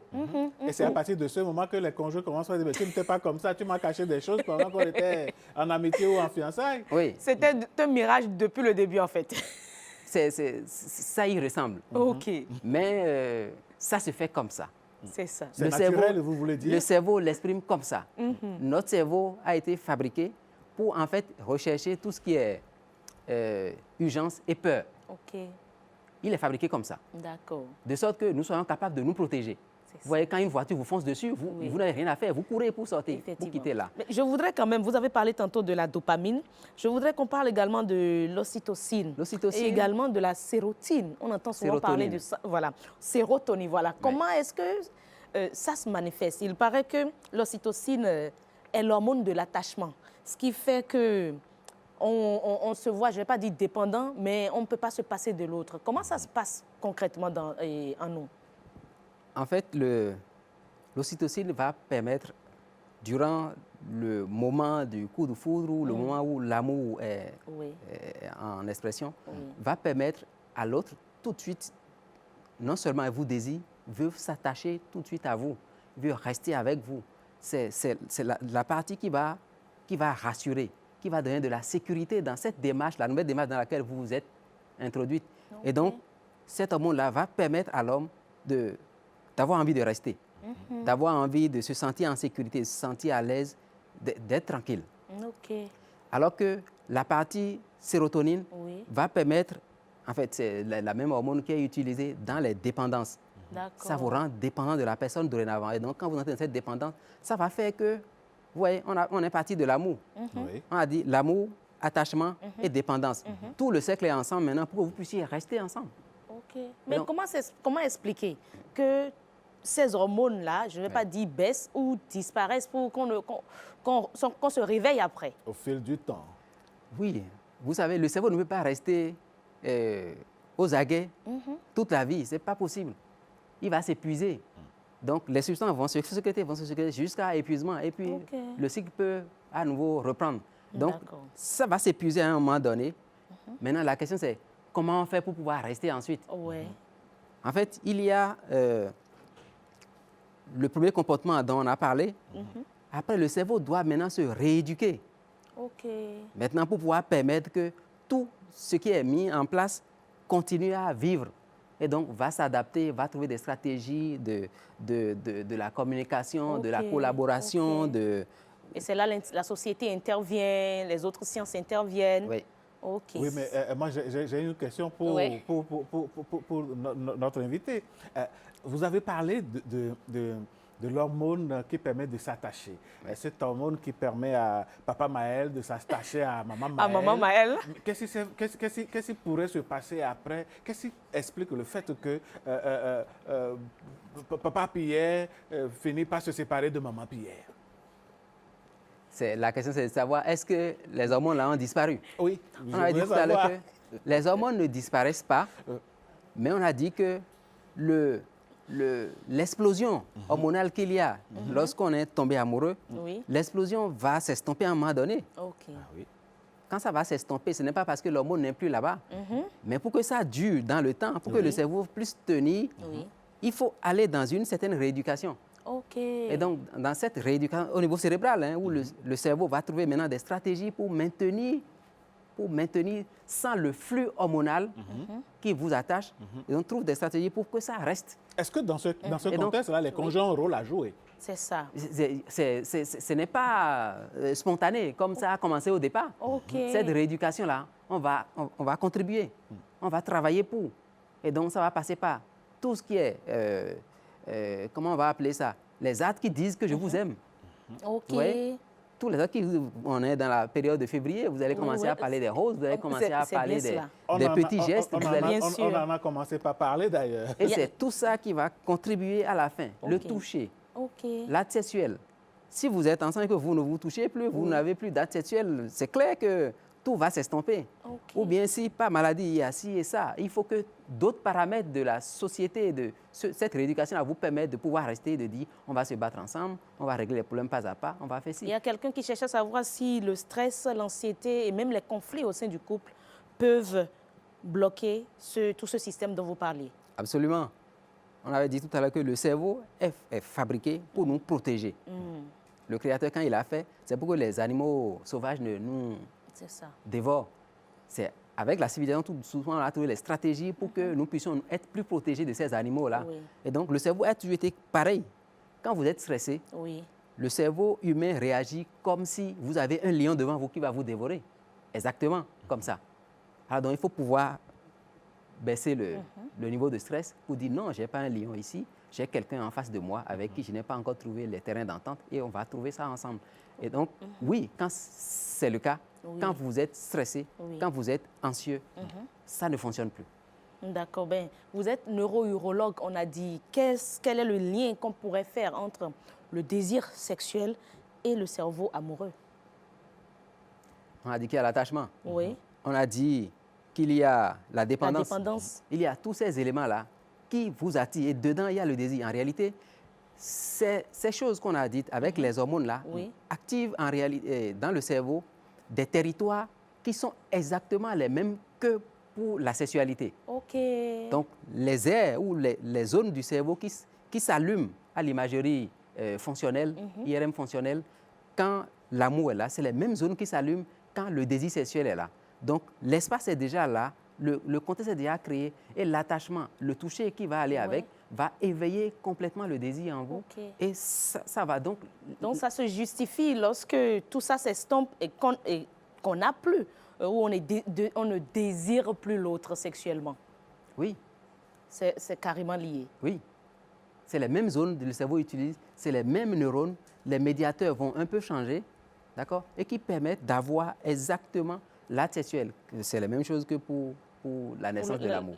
Carrément. Docteur, moi j'ai une question. Un artiste béninois dans l'une de ses compositions disait « Dai, dai, compétition ». Une fois dans le foyer, il n'y a plus de compétition. On entend parfois les couples dire « mais il faut se courtiser chaque jour, il ne faut pas arrêter ». Est-ce que ce faisant, c'est une formule pour permettre à tous ces hormones dont vous parlez de rester opérationnels? En éveil. Oui.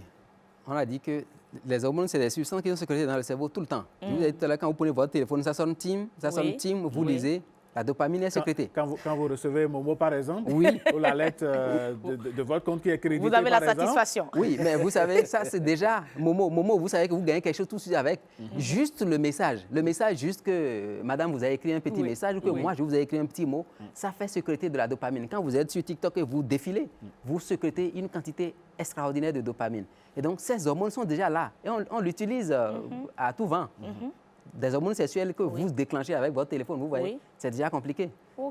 Et donc, tout de suite, quand ces choses-là sont après l'explosion et que tout va commencer à entrer dans l'ordre, il faut tous ces petits actes-là, ces petits mots qui vont sortir, qui vont entretenir tout le couple. Entretenir sur tout ça. Mais il y a également ce cas, ces personnes-là qui enchaînent les relations, qui ne supportent plus ou qui ne supportent pas la solitude. Est-ce que ça a également une source dans le cerveau? Oui, l'attachement, quand vous êtes attaché, on a dit tout à l'heure que... C'est toujours par rapport à l'attachement. L'attachement, on a parlé de la sérotonine qui est l'hormone de la dépendance. C'est cette même hormone qu'on voit chez ceux qui sont dépendants de des substances toxiques. Des addictions, par exemple. Et donc, Mais là, ils ne sont plus dépendants d'une seule personne, ceux dont je parle.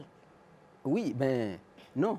Attendez, il faut qu'on recentralise la question. Ah, d'accord. Ceux qui multiplient les conquêtes. Voilà, les conquêtes. Eh ben, ceux qui multiplient les conquêtes, non, c'est de l'indiscipline. On a dit qu'il y a une partie qui est sociétale dans notre cerveau. Il y a une partie qui vous dit, vous devez faire ci, et vous devez faire ça, et vous ne devez pas faire ceci. Je disais que vous ne pouvez pas vous lever et commencer à uriner sur le plateau. Vous voyez? Et donc, cette partie, elle a fait un blackout à la naissance de l'amour. Mais c'est là, ça va revenir. Oui, c'est pour ça qu'on a dit qu'il faut entretenir ensuite. Oui, mais docteur, quand on dit que l'homme a un instinct de chasseur, est-ce que c'est cet instinct de chasseur-là qui lui fait courir de conquête en conquête? C'est de l'indiscipline. C'est de l'indiscipline. C'est être hors la loi. Carrément. C'est sortir de la société veut pour vous que vous fassiez ça comme ça.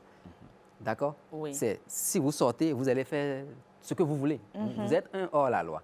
Pour ne pas dire, il n'y a pas une loi qui dit que vous n'avez pas le droit de tomber amoureux 1000 fois. Vraiment. Ça n'existe pas. Oui. Et souvent, je parle, quand on vient vraiment à ce sujet, en discutant avec des amis, on tombe amoureux combien de fois en réalité? J'avais cette question à vous poser. On tombe amoureux. Le cerveau, finalement, le cerveau tombe amoureux combien de fois? Tellement de fois.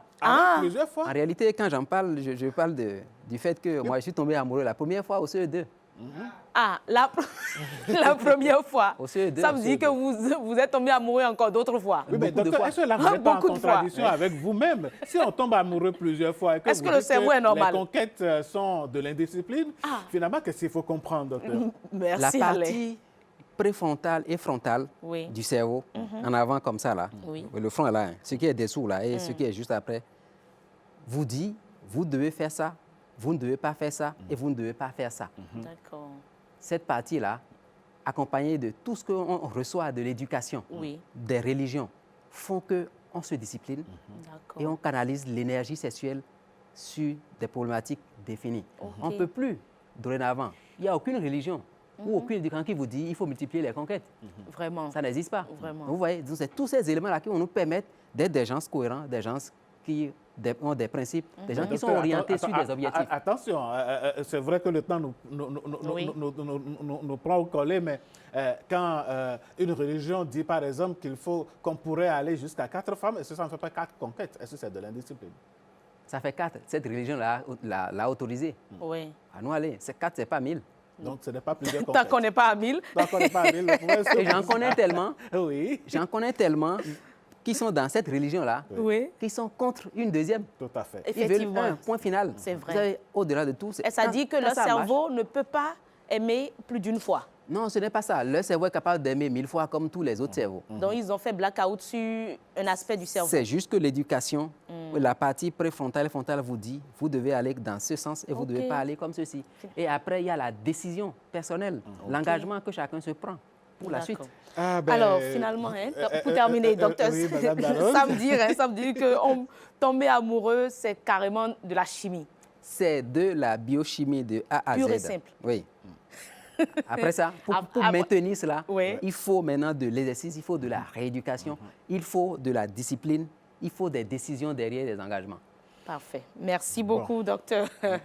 Alain, vous avez un grand rôle à jouer pour maintenir ce cerveau-là éveillé, la dopamine, la sérotonine et l'ocytocine. Et donc, tous en tant qu'humains, on a de la grosse responsabilité. Franchement. Mais beaucoup plus les hommes sexe masculin, puisque c'est eux d'abord les concurrents. Mais il y a aussi des concurrentes aujourd'hui, non? Ah, c'est ça? Ou bien? Bien sûr. Donc, il y a des concurrentes, non? C'est hommes et femmes. C'est hommes et femmes. Tout simplement. L'essentiel, c'est de penser à soi, de penser à sa famille, de penser à sa vie. C'est vrai, il faut s'épanouir, mais il faut de la discipline dans tout ce qu'on fait. Oui, tout simplement. C'est tout ce qu'il y a à retenir ce matin. Le docteur l'a dit tantôt, c'est de l'indiscipline. Mais par contre, offrir des cadeaux à la Saint-Valentin, ce n'est pas de l'indiscipline, hein, docteur? Ou bien? Il le faut. N'est-ce pas? Oui. Ça permet d'entretenir ces hormones-là. Ça, au moins, il n'y a pas d'indiscipline. Je peux offrir plusieurs cadeaux à plusieurs personnes? C'est vous qui décidez. Si le message que vous passez dans le cerveau est clair et que l'autre comprend le message, c'est parfait. Amandine Arnabossou nous propose de découvrir les cadeaux qu'on pourrait offrir à la Saint-Valentin et ça va être la prochaine rubrique. Heureuse, merci beaucoup. Merci à vous, Alain. À demain. À demain. Merci, docteur, et à bientôt. C'est un grand plaisir. Quel cadeau pourriez-vous offrir à la Saint-Valentin? Êtes-vous un conquérant ou une conquérante? Qu'est-ce que vous prévoyez lui acheter? Qu'est-ce que vous prévoyez lui offrir? Eh bien, Amandine Arnabossou nous en parle dans cette rubrique. L'invité. Et oui, un retour au plateau pour parler donc de quoi offrir à la Saint-Valentin. Je reçois une amoureuse sur le plateau. Hein. C'est vrai qu'elle n'est pas habillée en rouge, mais bon, peu importe, elle nous parle d'amour. La fine fleur, bonjour. Alain, bonjour. Comment ça va? Ça va bien chez vous? Ça va. Vous êtes un conquérant ou un conquis? Je suis un conquis et je suis un conquérant. et donc, vous décidez aujourd'hui de nous parler des cadeaux à offrir à la Saint-Valentin. C'est exact, chers téléspectateurs. Bientôt le 14 février, jour de la Saint-Valentin, considéré comme la fête des amoureux. Les couples en profitent donc pour s'échanger des mots porteurs d'affection romantique et des cadeaux, généralement des fleurs rouges, symbole de passion. Mais est-ce que vous savez que chaque fleur a un langage bien particulier? Et pour en cerner donc les contours et significations, on va suivre les explications d'une conseillère à la matière.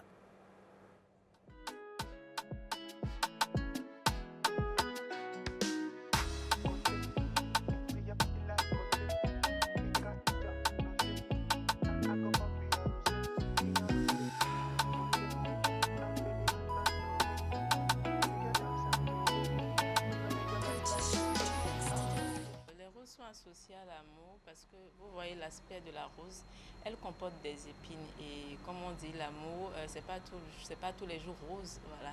Il y a des hauts et des bas, voilà. Quand les roses aussi, quand tu touches c'est agréable, quand tu reçois mais ça pique en fait, voilà. Et depuis la nuit des temps on sait que les roses ça symbolise l'amour profond qu'on a envers quelqu'un. C'est la raison pour laquelle on offre des roses. Pour la Saint-Valentin, il y a des gens qui préconisent beaucoup plus les roses rouges uniquement. Ça dépend du lien qu'ils ont avec l'être aimé. La Saint-Valentin, ce n'est pas que pour les amoureux, hein, vous savez. On peut offrir à son ami, on peut offrir à sa maman, on peut offrir à sa soeur parce que c'est la fête de l'amour. Et ce n'est pas seulement quelqu'un avec qui on est en intimité qu'on aime, on aime aussi sa soeur, des amis, des collègues. Voilà, c'est un peu ça. Donc c'est pour cela, pour casser un peu la couleur rouge, on peut utiliser un peu de la couleur rose, blanche et faire un mélange pour offrir ce jour-là. Un peu comme ce bouquet que je vous montre. Voilà. Ça, c'est un bouquet avec des roses rouges et des roses blanches. Ça, en fait, la personne veut exprimer son amour, mais il ne veut pas que la personne le prenne. Peut-être qu'ils ne sont pas encore loin dans la relation. Vous voyez? Donc, c'est pour cela qu'il a préconisé ce mélange de roses-là.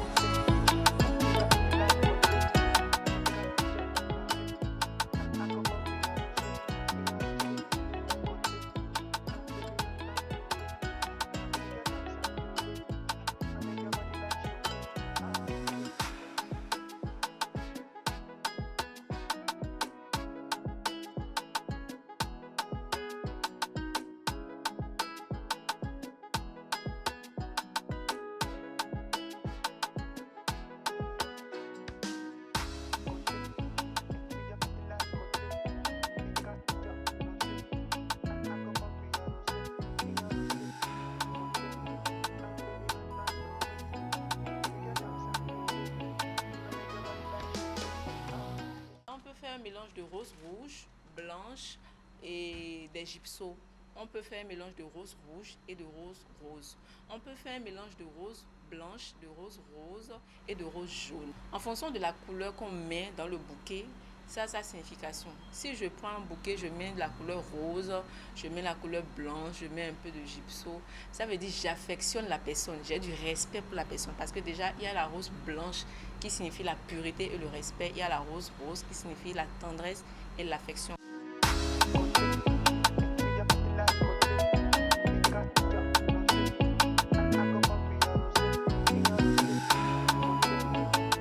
Autre type de fleurs, on a des lys, des orchidées, les gerberas, voilà, des tulipes aussi qu'on peut offrir aussi. Ça exprime l'amour. Il y a l'orchidée qui exprime l'élégance. Voilà, les tulipes, c'est pour l'amour, la gaieté. Voilà, il y a les gerberas aussi qui expriment l'amour qu'on peut offrir.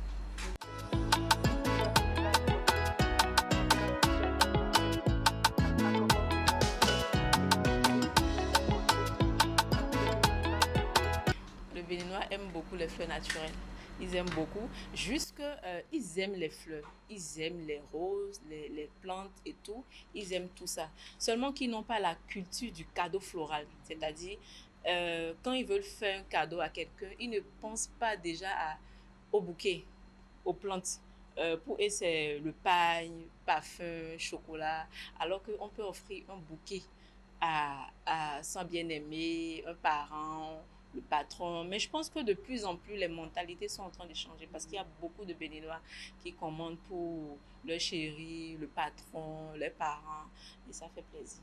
À la base, ils ne connaissent que les roses rouges. Ils aiment les roses rouges parce que d'autres ne connaissent pas la signification. Mais ils s'inspirent un peu de ce qu'ils voient à la télé. C'est des roses rouges au monde, c'est ça. C'est ce qu'ils demandent en réalité quand ils viennent. Je veux des roses rouges. Si vous voyez un client demander d'autres types de bouquets, ça veut dire ici qu'on est un peu.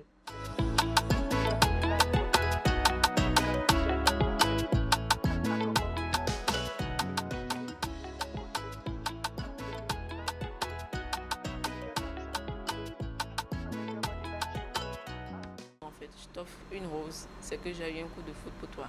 C'est une relation, je pense que je t'aime, je t'ai vu, tu me plais, je t'offre une rose. 3, c'est quand on a déjà commencé pour l'affection, l'union, et peut-être qu'on est juste en copinage, en fonction, voilà, on peut offrir 3 roses. Voilà, ainsi de suite. 5, c'est beaucoup plus représentatif de l'amour. Voilà, quelqu'un avec qui on souhaite s'engager. Je souhaite m'engager avec toi pour le long terme. Je veux faire du sérieux, en fait, avec toi. Il peut peut-être choisir 12 roses, un mélange de roses rouges et de roses blanches. C'est une demande en mariage. Genre, veux-tu m'épouser? Maintenant, pour que ça soit beaucoup plus percutant, je préconise juste 12 roses rouges plutôt. Est-ce que tu veux m'épouser? Bien, veux-tu m'épouser? Voilà, souvent quand les femmes reçoivent ça, elles sont beaucoup heureuses, contentes. Voilà, parce que c'est le mariage qui se prépare en fait. Tu dis que l'amour, ce n'est pas seulement à la Saint-Valentin, c'est tous les jours. Une rose peut dire je t'aime, merci, bienvenue, je te demande pardon. Une rose, ça dit tout. Ça va au-delà. Si tu n'arrives pas à t'exprimer, à exprimer plutôt ton amour à ta bien-aimée, il faut passer par les roses. Parce qu'elles expriment mieux avec élégance ce que les mots ne peuvent plus dire.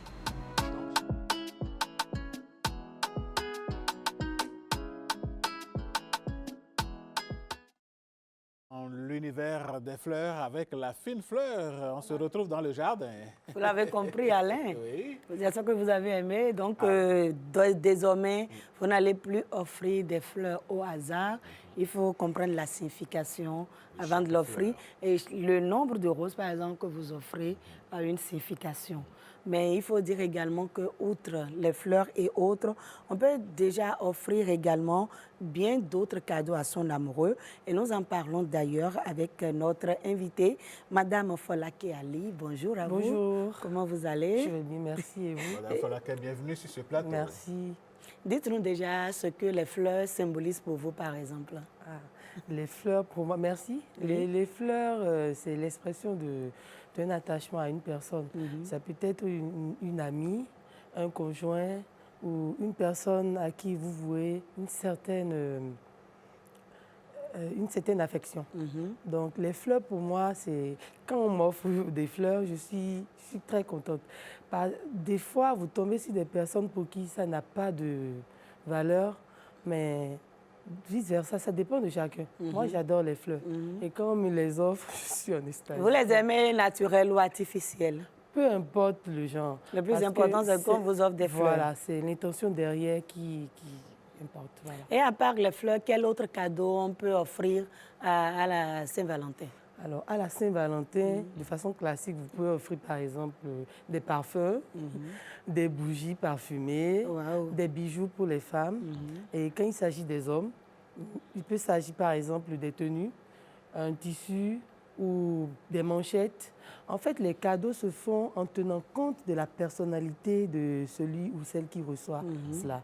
Donc, quand on me dit je voulais offrir un cadeau à mon mari ou à mon conjoint, il y a un certain nombre de questions que moi je pose. Quelles sont les questions que vous posez d'habitude? Oui, d'habitude, je demande, en toute discrétion bien sûr, la personne a l'habitude, c'est quoi sa couleur préférée? Est-ce que la personne aime prendre de l'alcool? Ça me permet de choisir quel type de vin. Si c'est un connaisseur, je tiens compte de la gamme de produits que je lui propose. Alors, est-ce que la personne est un dandy, un sapeur, si c'est un homme? Est-ce que c'est une femme qui adore la mode? On peut lui offrir, par exemple, des articles de maroquinerie, de luxe. Quand c'est le cas, des sacs de valeur. On peut lui offrir des montres. Donc, tout dépend, en fait, de la personne, de son style, de la personnalité. Donc, tout part de là. On ne choisit pas les cadeaux en l'air. Maintenant, il y a des clients qui viennent, qui disent non, donnez n'importe quoi, je veux juste un cadeau. Dans ce cas? Dans ce cas, la personne dit je veux juste une tasse. On lui demande, mais c'est à quelle occasion? Parce qu'il faut personnaliser la tasse pour donner plus d'émotion, pour créer de l'émotion chez la personne qui la reçoit. Donc, on tient compte en fait de toutes ces subtilités avant de confectionner le cadeau ou de faire la proposition. Vous avez dit tout à l'heure qu'on peut offrir des parfums, mais il y a une idée reçue, par exemple, qui dit que quand on offre un parfum à son amoureux ou à son amoureuse, la relation ne dure pas. Non, je ne pense pas que ce soit vrai. Est-ce que ce ne sont pas des rumeurs? Ce sont des rumeurs. Enfin, pour ce que je sais, les parfums, c'est la base. Si ton homme quelqu'un qui aime les parfums de luxe et tout, qui est regardant là-dessus, tu ne vas quand même pas regarder ça. Non, mais on offre. Ça fait partie même des articles qui sortent le plus. Les parfums pour les hommes, pour les femmes, ça sort le plus souvent. Et à part le parfum, quels sont les cadeaux les plus courants? Tu sais déjà qu'il y a le chocolat. Oui, c'est les plus courants. Le chocolat, pour les femmes, souvent, le chocolat, une tasse, une rose ou une fleur, ou carrément des bijoux. C'est le classique. Maintenant, de plus en plus, on essaie d'harmoniser un peu, peut-être avec des tissus, des pagnes. Bon, je n'appelle pas de nom d'une marque, mais on essaie quand même d'étoffer les contenus avec tout ce qui peut enjoliver en fait, le quotidien de la femme. Par exemple, des pagnes, des sacs. Des chaussures. Des chaussures. Mais comme vous venez de le dire, les chaussures aussi sont... C'est comme... assez négatif parce qu'on trouve que quand un homme ou une femme offre des chaussures à son partenaire, tant qu'ils ne sont pas mariés, la relation n'aboutit pas. Ah bon? Bien sûr, il y a des idées reçues. Donc les chaussures, c'est très rare. En tout cas, à mon niveau, c'est très rare. La demande n'est pas du tout forte. Mais pour ce qui est des parfums, des tasses, du chocolat, ça sort. Là, par exemple, on a un coffret avec des roses, mais ce n'est pas des roses naturelles. C'est artificiel. On appelle ça des roses éternelles parce qu'elles ne changent pas. Elles sont c'est des roses éternelles, oui. Bien sûr. Bien sûr. Et là, vous avez vu, il y a même une bague à l'intérieur. Oui. Celui qui l'a commandé n'est pas encore marié, mais m'a demandé de mettre une bague juste pour sceller, en fait, en attendant le grand jour. Là, c'est une bougie parfumée. Et c'est écrit « Je t'aime de la lune aux étoiles. » C'est ça, c'est ça. L'amour est présent, justement. Bien sûr. Je t'aime de la lune aux étoiles. C'est fort, hein? C'est très fort. On va parcourir des distances entre les astres. Dans la galaxie. On a une petite tasse. Oui, mon petit cœur. Absolument. Donc voilà comment on peut personnaliser, par exemple. On peut personnaliser même avec le prénom. Il y a des articles qu'on personnalise selon en fait, le nombre d'années. Il y a des cadres qui défilent les images où depuis que vous vous êtes rencontrés, si vous avez les images que vous avez à votre niveau, vous nous envoyez et puis on les positionne sur des cadres numériques. Donc ça fait que même chez vous, dans un décor particulier, quand les gens viennent et voient ça, ça attire. Ça fait toujours plaisir. Au-delà des objets, au-delà des fleurs et tout ce qu'on voit ici, parfois il y en a qui disent que l'amour est symbolique. Au-delà de ces cadeaux, qu'est-ce que l'on pourrait offrir qui va traduire cette symbolique-là dans la tête et dans la relation? Dans la relation. Alors, il y a ce qu'on appelle les cadeaux intimistes, enfin, dans un autre niveau, où, par exemple, je peux payer, un client fait payer une séance de massage à son bien-aimé ou sa bien-aimée, qui s'y rend pour se détendre, ou va dans un restaurant, prépare un menu, et puis l'amène, et il s'y retrouve pour partager cet instant. Un dîner par exemple. Un dîner par exemple en amoureux. Ou aller au cinéma, suivre ensemble un film. C'est symbolique, en fait. C'est symbolique. Et pourquoi ne pas aller à la plage, mettre dans la mer, se balader, c'est aussi un cadeau. C'est bien sûr cela.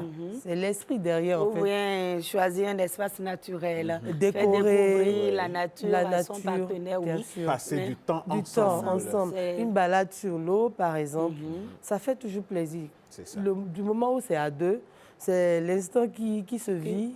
Et c'est l'amour qui se resserre. Et ce qui est important, il faut le dire également, on n'a pas besoin d'avoir beaucoup d'argent pour faire plaisir à son partenaire. Mais non, il y a des cadeaux qui sont quand même basiques.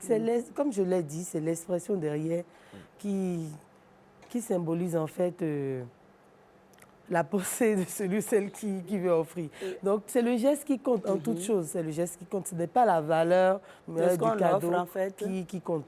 Mais pourquoi pas, si j'ai, par exemple, je reformule, si un homme, par exemple, à sa femme, qui ne fait rien, pourquoi ne pas lui donner un fonds de commerce? Un fonds de commerce, bien sûr, bien sûr. Ça, ce sont des cadeaux utiles, comme on peut le dire. Et donc, la nature du cadeau dépend de chaque personne, tout à en fait, réalité. Tout à fait. Est-ce que vous avez l'impression qu'aujourd'hui, il y a autant d'engouement encore autour de la fête? Bien sûr, ça n'a jamais changé.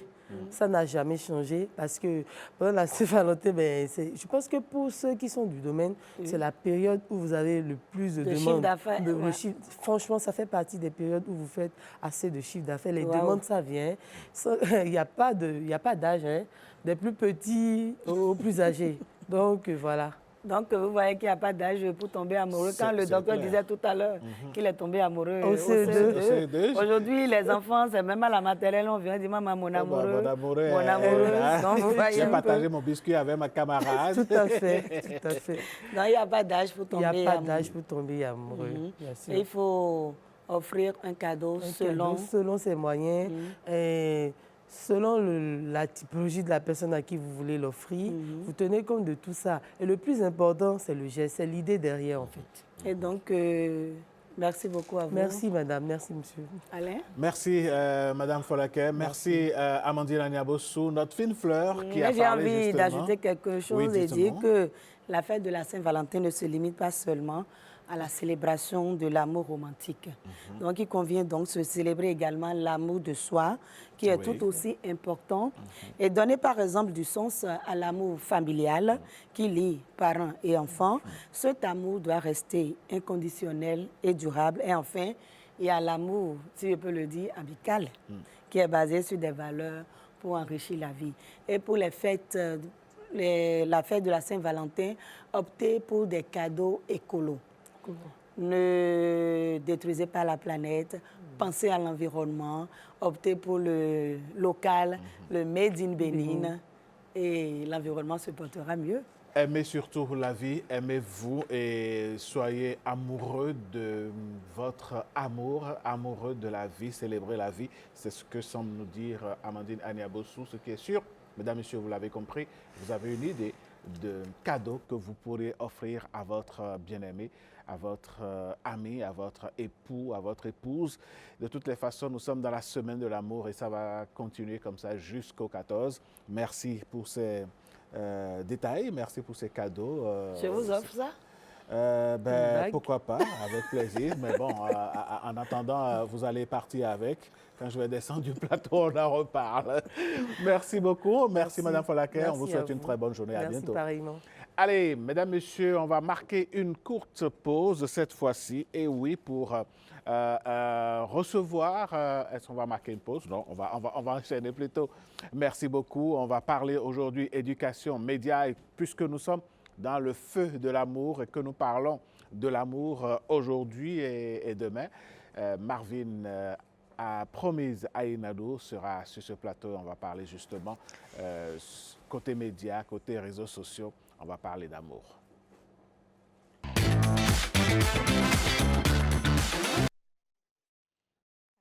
Retour plateau pour parler donc de l'amour. Miss Aïnadou, bonjour. Bonjour, monsieur Alain. Comment allez-vous? Ça va et vous? Ça va super bien. Ce matin, vous avez décidé de parler de quoi? Des vidéos intimes quand l'amour devient une âme numérique. Aujourd'hui, on parle d'amour, mais surtout de ce qui se passe quand l'amour se transforme en vengeance sur les réseaux sociaux. Et de nombreuses relations, des images, des vidéos intimes sont partagées après rupture pour pouvoir se venger ou encore créer ce qu'on appelle des sextorsions. Au départ, les amoureux, tout se passe bien et s'envoient des images parfois intimes en toute confiance, sans se douter que la lune de miel pourrait se transformer en lune de fiel ou en soleil de plomb. Et quand ça arrive, on profite des réseaux sociaux pour se vilipender l'un et l'autre. C'est quoi les dangers de ce type de comportement? Déjà, il est clair que diffuser une vidéo intime sans le consentement de la personne concernée n'est pas une erreur. D'accord? Donc, c'est un excès de colère et c'est également une violence numérique. Parce que la confiance a été trahie à cet instant-là où la personne qui vous a envoyé sa vidéo ou sa photo intime vous faisait confiance. Et parce qu'il y a eu de la colère ou il y a eu une dispute pour se venger, on utilise les réseaux sociaux pour maintenant essayer en fait de créer de l'engouement autour de cette personne-là pour pouvoir divulguer la honte. La loi en fait sanctionne jusqu'à 1 an à 2 ans d'emprisonnement pour les personnes qui diffusent ce genre de vidéos en ligne sur la sextorsion. Et l'amende va de 500 000 à 5 millions de francs CFA, suivant le code 570 du numérique.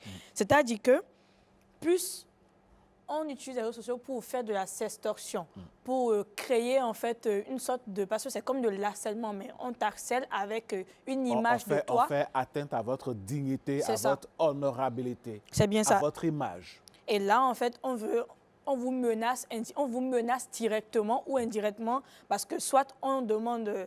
Donne-moi telle chose, sinon ta vidéo sera sur la toile, ou ta vidéo est sur la toile. Si tu ne veux pas que tout le monde sache que c'est toi, fais telle chose. Et les conséquences immédiates, là, c'est l'humiliation publique parce que la personne qui se retrouve face à sa vidéo en ligne se retrouve humiliée. Parce qu'on l'a dit ici, ces genres de vidéos font très rapidement l'effet viral, l'effet buzz. Et mieux, les dissidents de cet amour en péril, parfois, organisent ce qu'ils appellent des lives où on met des gens au centre pour critiquer et pour humilier davantage. C'est bien ça. Et quand cela se passe, on observe de l'isolement social. Parce que j'ai été sujet d'un live, j'ai été sujet d'un débat en ligne par des personnes qui se croient totalement sains. Donc, et qui parfois ne vous connaissent pas du tout. Surtout ça. Donc, je me dis, je vais rester loin des réseaux sociaux. Je vais pas communiquer. Donc, il y a l'isolement social. Et il y a ensuite la peur, il y a l'anxiété, il y a la honte. Et l'impact sur les adultes est non seulement considérable, mais également flagrant. Donc, il y a l'emploi, la réputation familiale. D'autres personnes, même, quand cela se passe, elles décident de t'ôter leur vie, de mettre fin à leur vie, de tourner en fait vers un autre chemin. C'est un drame en fait. C'est un drame. Parce que tout simplement, une vidéo qui a été envoyée dans un cadre amoureux s'est retrouvée sur les réseaux sociaux pour faire de la viralité suite à une dispute ou à une rupture. Et là maintenant, si on va aller dans le cadre légal, comme je l'ai dit, la loi punit celui qui a publié la vidéo, ceux-là qui ont repartagé. Parce que c'est vrai, les gens se disent, vu que ce n'est pas moi qui ai partagé, je peux relayer. Mais le relais également a une responsabilité légale dans cette affaire-là. Tu relais une fausse information, c'est que tu es également un acteur de cette dérive numérique. Alors, Marvin, dans toute cette situation, comment est-ce que l'on pourrait protéger l'amour, les relations à l'ère du numérique? Je pense que la première des choses à faire, d'abord, c'est quand on est face à ce genre de situation, de ne pas répondre aux provocations. Il faut faire des captures d'écran comme preuve de menace. Et il y a le site pour porter plainte, plainte.bj, où on va porter des plaintes différentes. Il faut signaler immédiatement en fait, la personne. Et en prévention, ne jamais filmer ou envoyer sans discussion claire de consentement une vidéo de soi, une image de soi qui ne respectent surtout pas... une vidéo et une image intime. Voilà. Il ne faut, pour prévenir, en fait, il ne faut pas le faire. Pour ne pas dire, peut-être, c'est pas bien de le faire. Ne jamais le faire. Il ne faut pas l'envisager, c'est ça. Parce que un oui, maintenant, peut se transformer en un non demain. Et c'est à ça qu'on observe des oui. Je ne vais pas l'utiliser. Et demain, ce sont des partages sur les réseaux sociaux.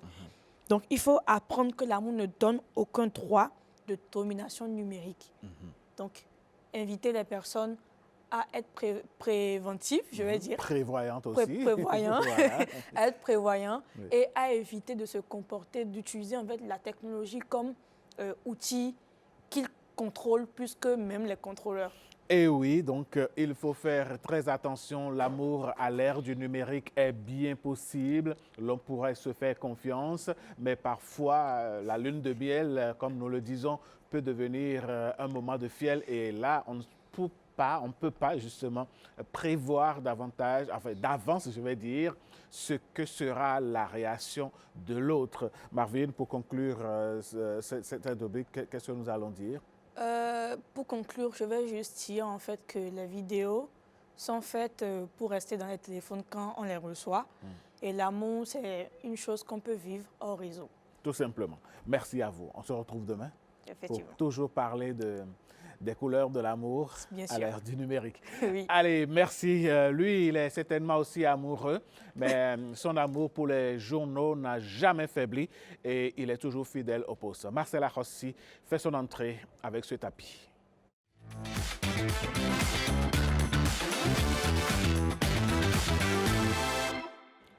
Les périodiques de notre pays ont certainement abordé des sujets ce matin, sujets que va partager avec nous Marcella Rossi. Marcel, bonjour.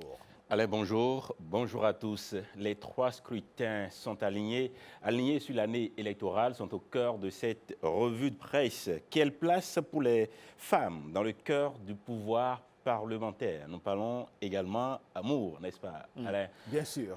Ainsi frappe Fraternité aujourd'hui. Le quotidien constate presque sévèrement que la 10e législature installe un bureau où la parité reste un mirage. Une seule femme sur 7 membres est reléguée au poste de 2e questeur seulement.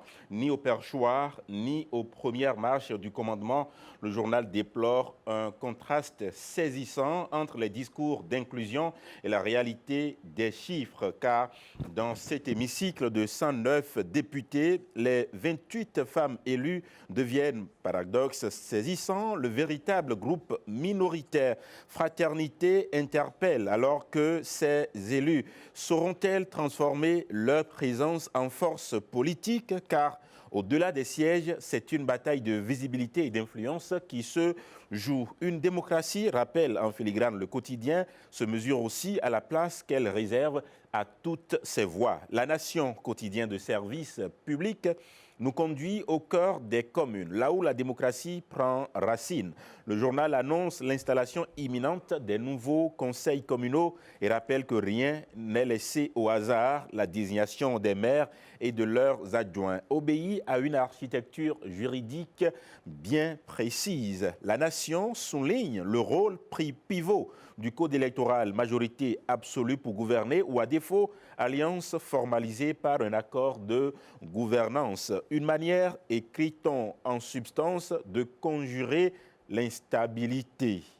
Le quotidien dessine ensuite le portrait du maire, première autorité politico-administrative, gardien de l'ordre public, officier d'état civil. Enfin, le matinal nous projette déjà vers l'échéance suprême, la présidentielle d'avril 2026. Le journal rapporte que la Sénat a dévoilé le spécimen du bulletin unique, ce petit rectangle de papier où se scelle souvent le destin d'une nation. Autour de la table, les représentants des duos candidats observent, valident, mais restent vigilants. Le modèle étant accepté sous réserve. Une démocratie en répétition générale, chaque détail va compter.